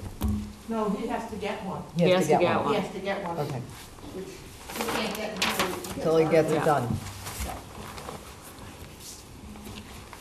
Staff's happier with this plan as opposed to just pumping concrete behind it. That's just bad, Bad business. bad best Precedent. management practice, yeah. It's- Okay. Motion to accept. Second. We have a motion and a second. All in favor say aye. Aye. Opposed? None. Fiddler's Cove entrance channel dredging. Basically, they just reapplied because they had had a permit for, I Right. think it had been open for 9 years because of the Permit Extension Act, and they had gotten multiple extensions. We just had them submit a new notice with a new survey plan of the channel, which I thought was appropriate at this time. So we'll basically just condition it exactly how the old one was conditioned. Good idea. Okay. There's no reason to change the conditions, they always let us know. I just wanted an updated survey. Move to accept is discussed. Second? A motion and a second. All those in favor say aye. Aye. All those opposed? None. Unanimous. 8 Bridge Street. This is a raise and rebuild. R-A-Z-E. Yep. I believe they addressed all the issues that the staff had with the plan. Is there any special? What was the last plan date, Jen? Not Peter on this one. 4/24? Poor Pete. Is that the last? This is, Yeah, I have a 424. report, yeah, 4/25? I have 424. Revise coastal bank, add DVW, add AC generator pads, revise A and B zones, and impervious calcs. Because they had to add the eroding coastal bank. They had to add the BVW. I have a note that we want to make sure there's no armoring of the coastal bank. yeah, because it's eroding. Mm-hmm.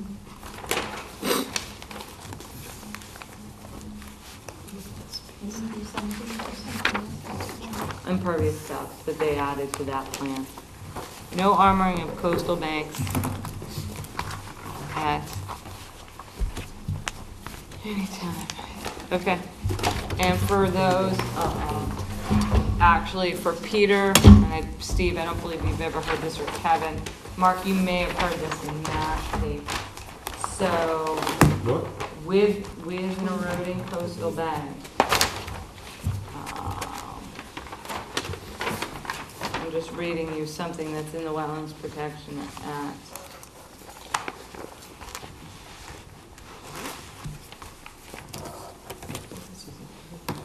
Sorry, Susan. The order of conditions and certificate of compliance for any new building within 100 feet landward of the top of the coastal bank permitted under the issuing authority, blah, blah, blah, blah, blah.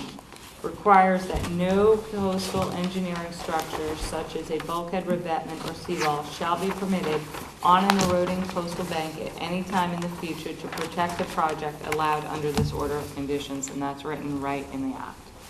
So just for those who are wondering where that It's in the state. comes from, that's where it comes from, the state, and there's the exact language in your bylaw. Although the dates are slightly different. The dates are slightly different, but, okay. I don't think there was any other special conditions for 8 Bridge Street. I move I we just- accept. I just have to check one thing on this page. Okay. Sorry. Mr. Chairman? Yes, sir. It appears that the driveway addresses the abutting lot, although it's That's outside. existing. That's proposed. So this goes away. This is the two-car garage. This is the existing New driveway. driveway. Okay. You're Never right, mind. it does encroach. And that was one of the issues that Maury had, because he hadn't staked the property Right, lines. right, right. So there was a little Because confusion. we're gonna have fun with this lot.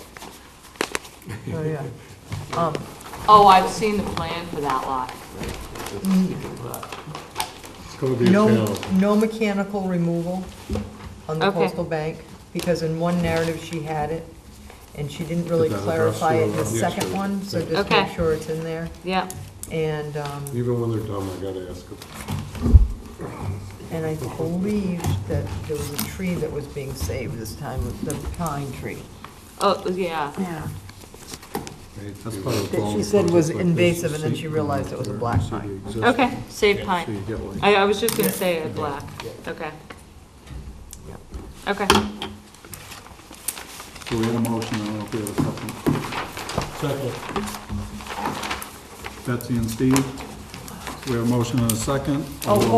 Did we, I'm sorry, before we close. Because remember, Betsy, is this the real plan? The final one? Should say revision, Revision to the 25th. yeah. Because I remember we talked about, did we need a fence there? Because it was just blueberries or something, it's along the edge? Single rail.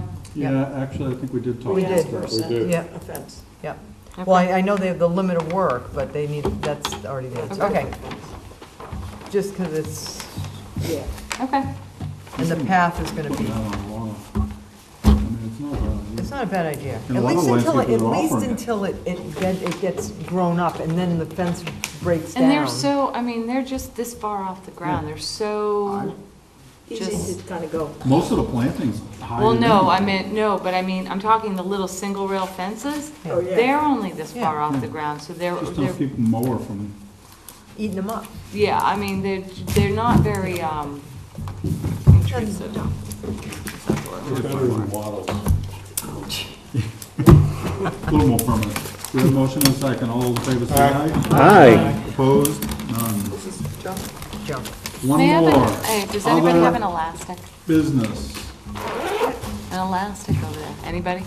Anybody have an elastic I don't down know, there? just a minute. Other business. Letter of Um, support for CZM grant.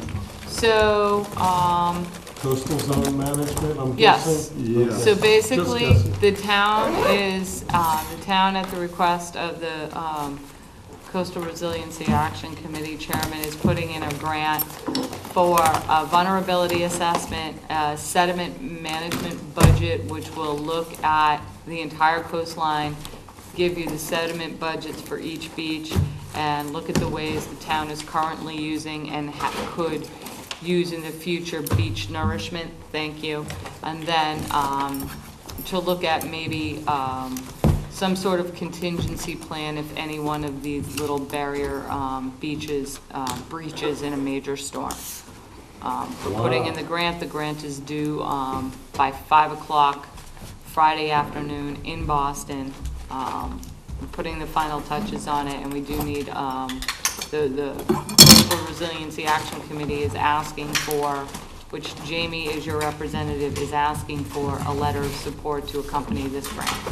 Just wanted an endorsement. Second. I'd like to hear from Jamie. You just did.